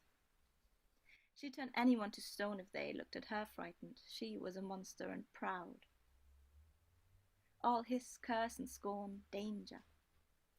And yet to think someone must have loved her enough to name half of all jellyfish, those moon-glowing blooms of floating fluorescent umbrellas and bells, after her. Okay, and then my third poem is the very, very newest one, and it's called The Piano, and it came from imagining what a piano would think, because I haven't been able to play the piano I usually play for a year because of the pandemic and the restrictions. So it's a poem about what that piano would think once it's being played again. A burst of sudden tempo evokes tremors from the creaking old piano. It's as if it's trying to gently protest being woken like this from its long, unintentional slumber, like a grumpy and aged fairy tale princess. It had become unaccustomed to the pounce and caress of musicians' fingers upon its keys. During the long months it lay fallow.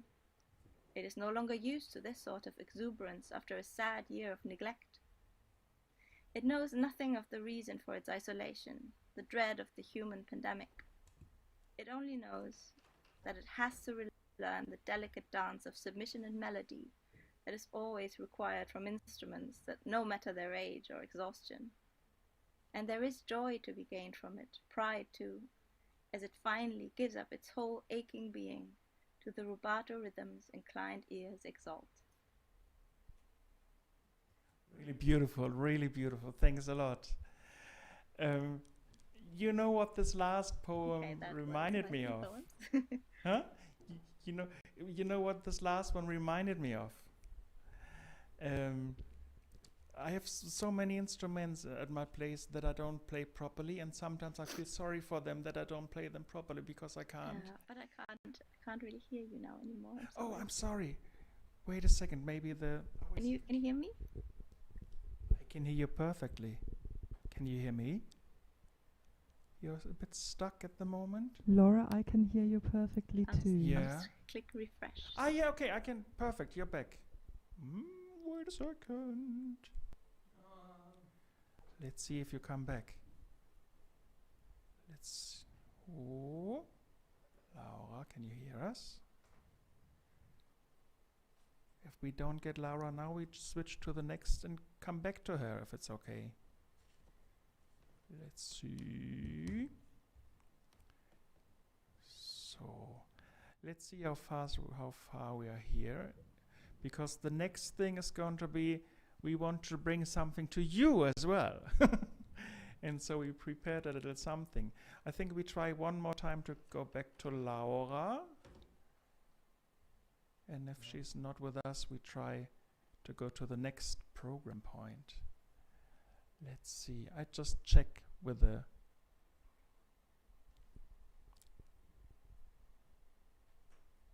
Okay. Sign language, sign language. So now we know what we're going to do. As I said before, we would love to bring you something back from here, from Berlin, to your living room, from Orange Ear, which became sort of my living room as well. So this is the one and the only Yo, and I hope I get it right. It's from episode 4, and Yo is performing with her unique instrument called l'ensemble, and she's going to play the song "The Tender is a bit weird off just now," and it sounds and looks like this. Yo.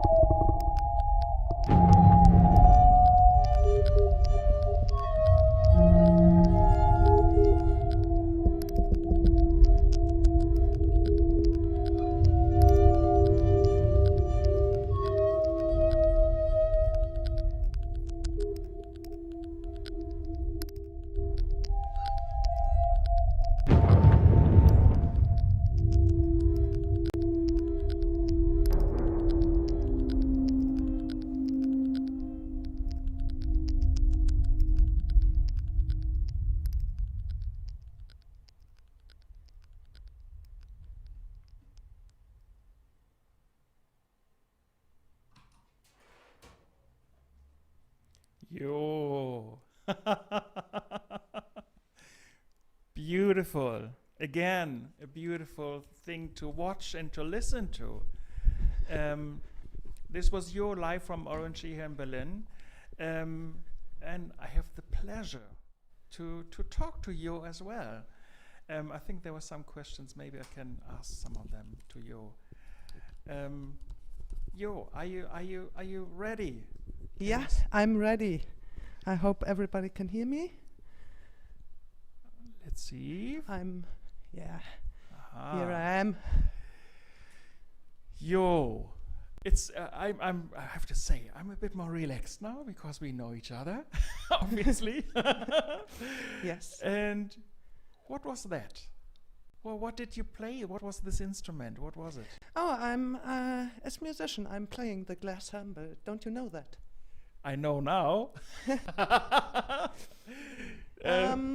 It's an instrument I invented for my music because when I start to make music, it was more or less accidentally, and I never expected that I can make music.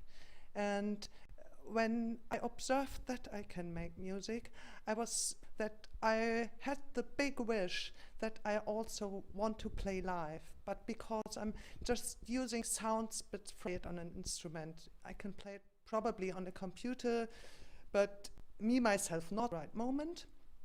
So I thought I want to have an instrument with which I can perform, which doesn't make sounds.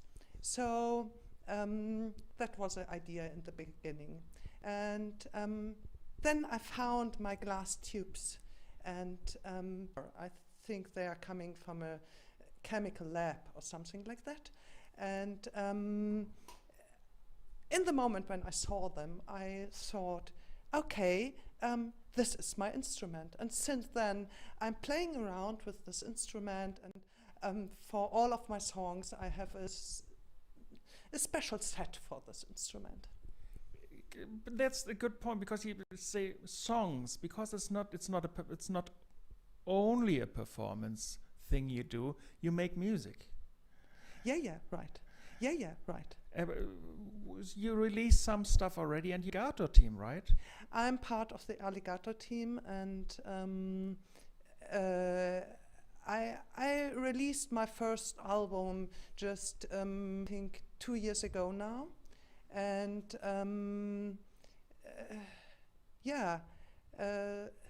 then Steffi asked me, like so many other bands, and I said yes, of course I will. And the last whole year I worked a lot on the stuff, and it was the best. Arch of Eimer. Yeah. I think that's it, because I was listening to some of the Alligator stuff yesterday again, and then I was listening to your stuff as well, and thought, oh well, makes sense, absolutely. And it's so nice that you found each other. It's like a match made in heaven. Yeah, they in a really nice way, because everybody can choose what to do there. But in a very nice way, they forced me to make some steps beyond my horizon, and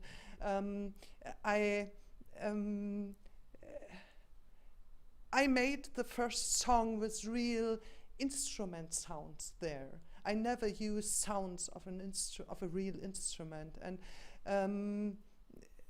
there I did it. And in that song, I learned a lot about, I think you call it harmonies, and it really opened my horizon for things what I can do. Cool. And another thing. Sorry to get a little away from you. We heard Orange Ear a few times in this show. What is Orange Ear? Tell me, if you can break it down to a few sentences. What is Orange Ear? Yeah, Orange Ear are Frank and me, And we run it now since more than 10 years here in Berlin. We are living here in a small former shop, and there's a small room of 50 square meters, and we started to inviting musicians and to record the sessions live. And we are absolutely non-monetary, so we pay the bands with the live videos, and the bands are very happy then, because they can use it for promo and to post it and everything, and they have really good material afterwards. And that was the starting point. And so we invited a lot of bands which music we love, and it's so much more than giving concerts, you know. It's getting in contact with really productive, creative people and to do something with them. Not only sitting in a bar and drinking a beer, but being productive. And that's wonderful. And I think it's also comparable with the show today, because all the musicians were friendly enough to invite us into their living spaces, and so do you when you invite people. But it's not about Orange Ear or EO, but in general, of course, it's about, I have to read it again, Alligator Gozaimasu. Why don't they play here? Wasn't this a nice idea to let them play at the Orange Ear? To what, pun? It wasn't. It would be nice to have the alligators playing here. Yeah, if it's possible again to have some more than only one people as guest here, then it's in our wish list, and it's we discussed with Steffi a little bit about that, and the idea to make here a concert or recording session. It will be happen somehow in the future, I'm sure. And to get your little piece of the puzzle in place as well, how did you get in how did this happen? How did you get in contact, and how did you become a member of the Alligators? We get in contact with Steffi when we invited her to play here. I think it was 6 years ago, to play here a session with her amplified sewing machine together with Lisa. And we had a wonderful afternoon here, a wonderful evening. It was a absolutely brilliant session in the evening. And since then we're a little bit in contact. It was years before I ever thought to make music. And then we met again somehow, and I started to making music, and she was fascinated. And then one day when the pandemic starts, she asked me, and there is this project. Do you want to join us? Shall we try and get Steffi back on board as well, so we can ask her as well? And because I think we're almost at the end of this program as well. Let's check with the regie if it's possible to get 3 of us, or at least 2 of us, into it. Steffi, are you still there? Yes, I'm still here. Can you hear me? I can hear you at least. Yes. So it's almost it's the last. Oh no, I can see you as well. Perfect. Yes, I can see you so too. we have, if I'm not wrong, there's one more thing on my list here, and it's going to be Out of the Suitcase. Yes. And it's a music video. Tell me about it. It's always nice to ask you to tell me about it. I should know. I think it's a very beautiful, spontaneous collaboration. It's an artist called Daedra Mesayu. Daedra, don't be angry with me if I don't pronounce the name right. Daedra is from Indonesia. At the moment, she lives in Bandung, and she's a visual artist, an illustrator, a performer. I love her photography also, and she's way younger than me. I think we are absolutely two different generations. And accidentally, I met her when Lisa Simpson, who played with her sewing machine in different constellations already at Orange Ear, when Lisa and I had a little tour in Indonesia with the musical sewing. And Daedra was there with her art collective back then, at a space, at a venue where there were a lot of fan scenes. There was self-made music around, and it was a festival. And I was fascinated about this stand she had with her friends, where they had textile artwork you could wear. She had scenes full with her wonderful, brilliant illustrations. And I fell in love with it, but actually we only had maybe 10 minutes to talk to each other. And then when Laura, my bandmate who just had this beautiful lecture, when we planned to do a new album with beißpony, our duo, I asked her if it would be cool for her to join in to make this record, or to make this cover artwork. And then Klaus Erika from the session, he joined in too, and he did the cover artwork back then together with Daedra. And this time they collaborated again. Daedra sent one drawing and Klaus animated it. And then Daedra chose one song of episode 5, where she was responsible for the cover artwork. And this song is called Rain. And it includes music from Freddy Grossa and Sarah Ines. And yeah, it's fascinating for me what people choose, or which songs people fall in love with. She chose that one.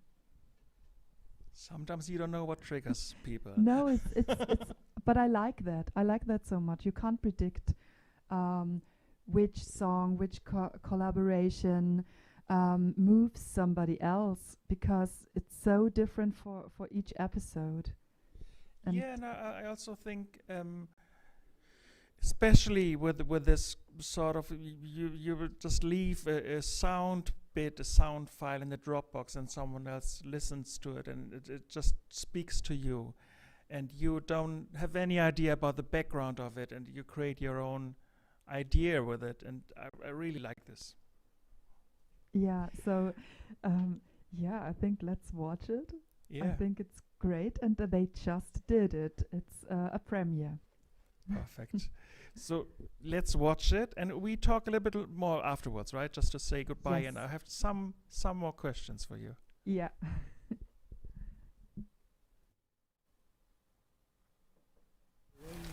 The birds are threading on the wire,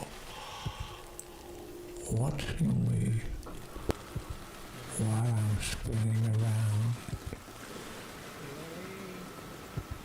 No question, no lie. I don't wait any longer.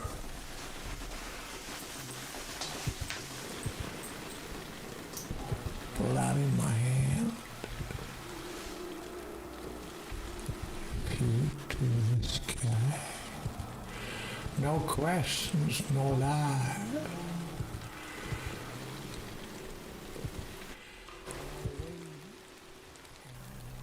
The birds are threading on the wire,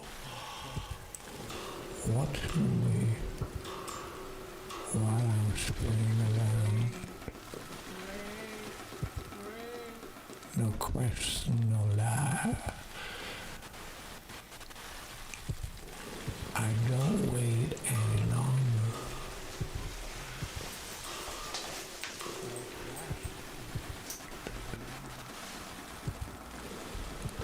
View to the sky. No questions, no lie. I love cats. I have to admit, I love cats.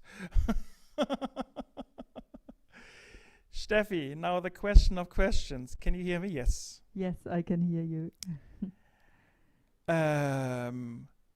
If people watch this TV show or this program now, and they really feel itchy to join you, are you still looking for people to join the team, or is it closed?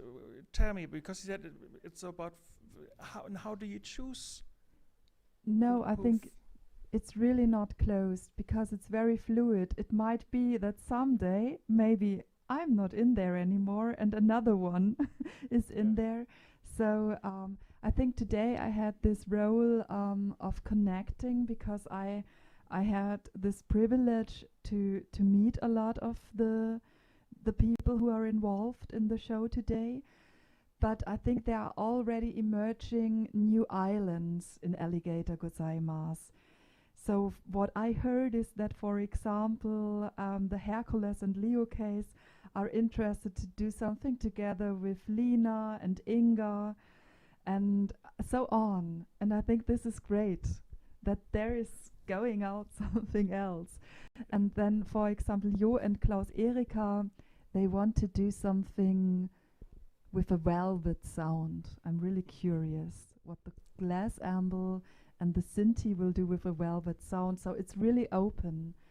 And also the way you take part is open. For example, just a few days, or not a few days, a few weeks ago, Mucho Picchu joined in.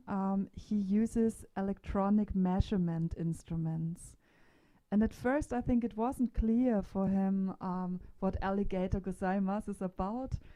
And I think it's always worth it not being tired of trying to communicate, to explain what it's about, and then now it's a beautiful communication. And he contributed some very delicate sounds and songs for the current album, for example, and he was quite new to that. And I think except one person in the collective, he doesn't know anybody else so far. And yeah, it's open. It's open. Because everybody who enters can always close the door again and reopen it again. Yeah, it's like being in The Cure. Yeah, I was never interested so much in The Cure, but maybe if they had it like that, that's perfect.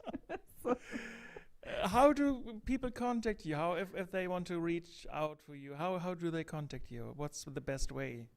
I think it can be in different ways. Maybe they listen to a song created by, for example, Sarah Ines in our collective. They see the credits on Bandcamp and they say, oh wow, this inspired me, and then they can check out her name and find her on the web, do something together with her. Or if they want to be part of the whole group, they can just try and contact me via Bandcamp. So the Bandcamp email is linked to mine, so it will go directly in my inbox. And there was one tiny bit. I think we just scratched it. You do it for a good reason as well. Where does all the money go to? We haven't talked about this. Yes, we permanently, or since the beginning, we contributed all of it to Bandcamp. Sorry, not to Bandcamp is the Bandcamp is the platform where we put our music, but of course it doesn't get to Bandcamp. It goes to Sea-Watch. So Sea-Watch is a refugee aid that is active in the Central Med and supports refugees.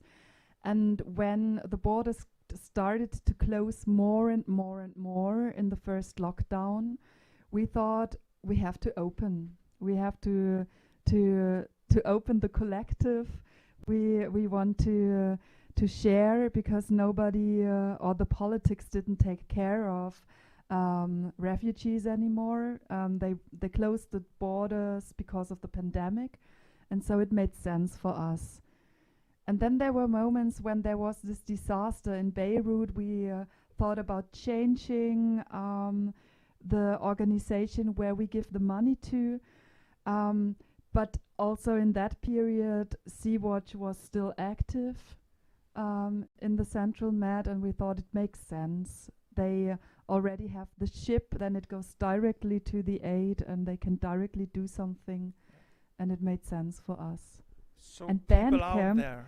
yeah, and maybe I had this twisting tongue before with Bandcamp, because I never expected it. But back then when I wrote a message to the Bandcamp support, which for me seemed to be super anonymous, they immediately responded and said, well, for this benefit project, we pull down the revenue share to a minimum, so they really don't take a lot. Wow. So because you think if you write to them, you write to no one. yes, I thought it would be like this, but I was really surprised. Brilliant. So people out there, it's not only getting brilliant, inspiring music, it's also supporting a good thing. So if you got the chance and you liked what you saw today and you want to know more and you're curious to see and listen to more of this stuff, feel free to look at Bandcamp Alligator Gozaimasu, or without the U at the end. But if you look for it, write the U at the end. Steffi, we're almost done. I think we still have 3 short clips to finish the show. Yes. It was a pleasure. It was an honor, I have to say, because it was really fantastic. It's nice. Thanks for showing. I can only talk from, but showing all these different sides, and thanks for the invitation. Thanks for showing us around. Yeah, huge thanks, arigato gozaimasu, to Jo and Frank. They were the ones who invited us today. They have so much patience, they took so much care, and I think nobody can imagine how many hours they spent. And also the session musicians, the solo musicians. Laura had a hard time today with the connection, I guess, but we all had the chance to listen to her poetry. So thanks to everybody for not giving up and keep on trying. So I think this was such a great experience for me to not give up and try it. And I don't know if I can reveal it, but there's also there's an afterlife after this show.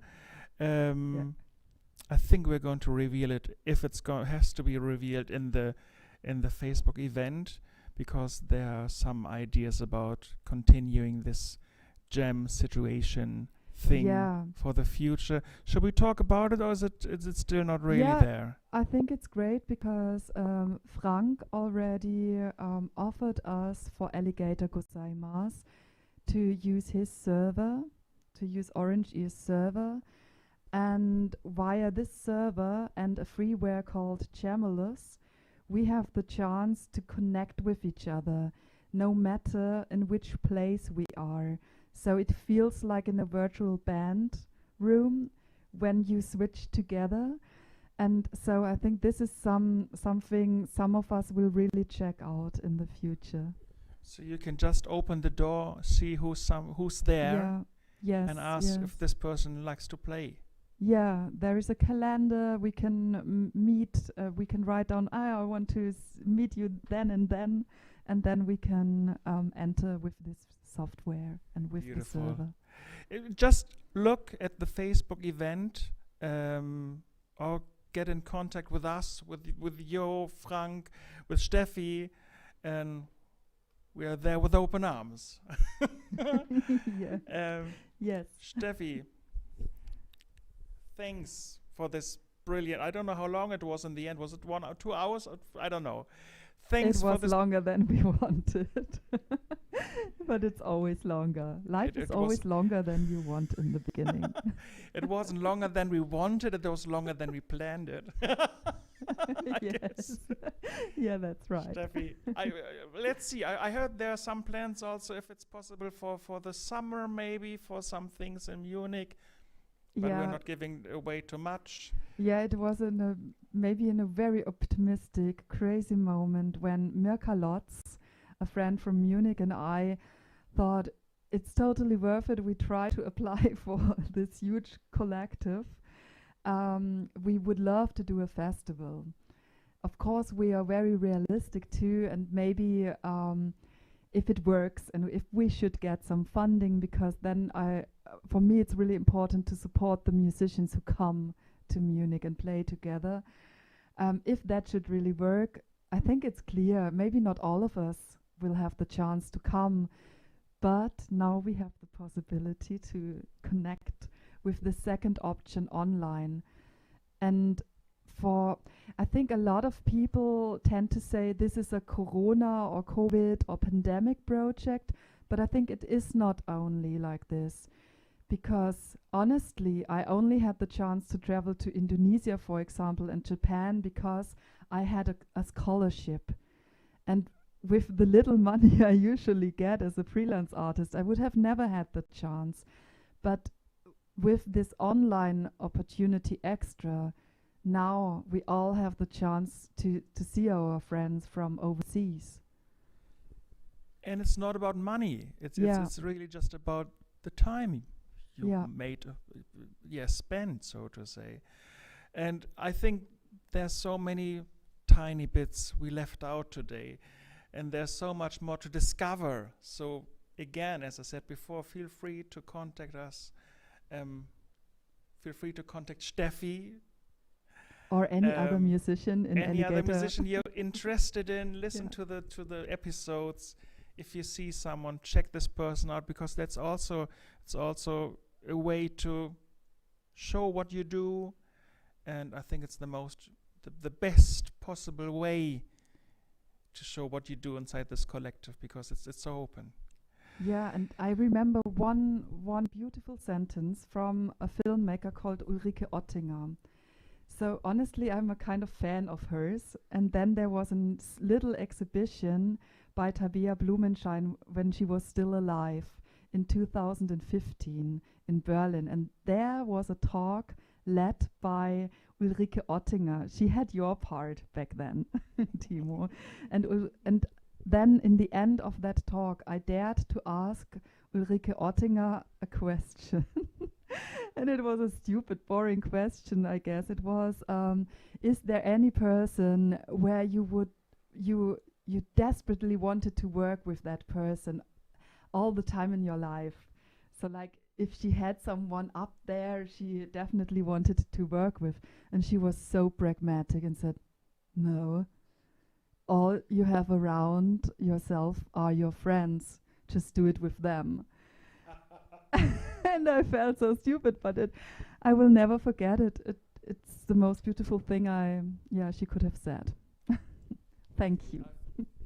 I could answer to this and say something very poetic as well, but let's just end it on this, because it's perfect. Yeah. Steffi, thanks again. And we're ending with, if I'm right, we're ending with 3 tiny clips, tiny video clips, and sending kisses to all of you. Thanks for playing for us. I should talk into the microphone, and let's see what the future brings. Thanks, Steffi. Thank you so much to all of you who were part of this.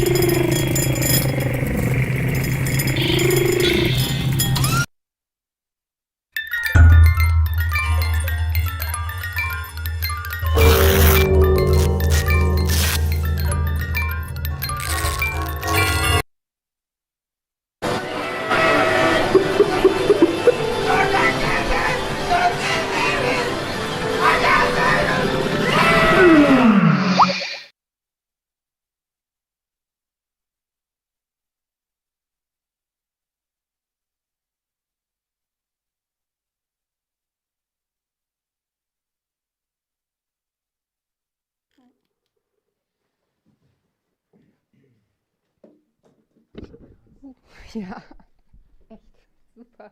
Steffi, also the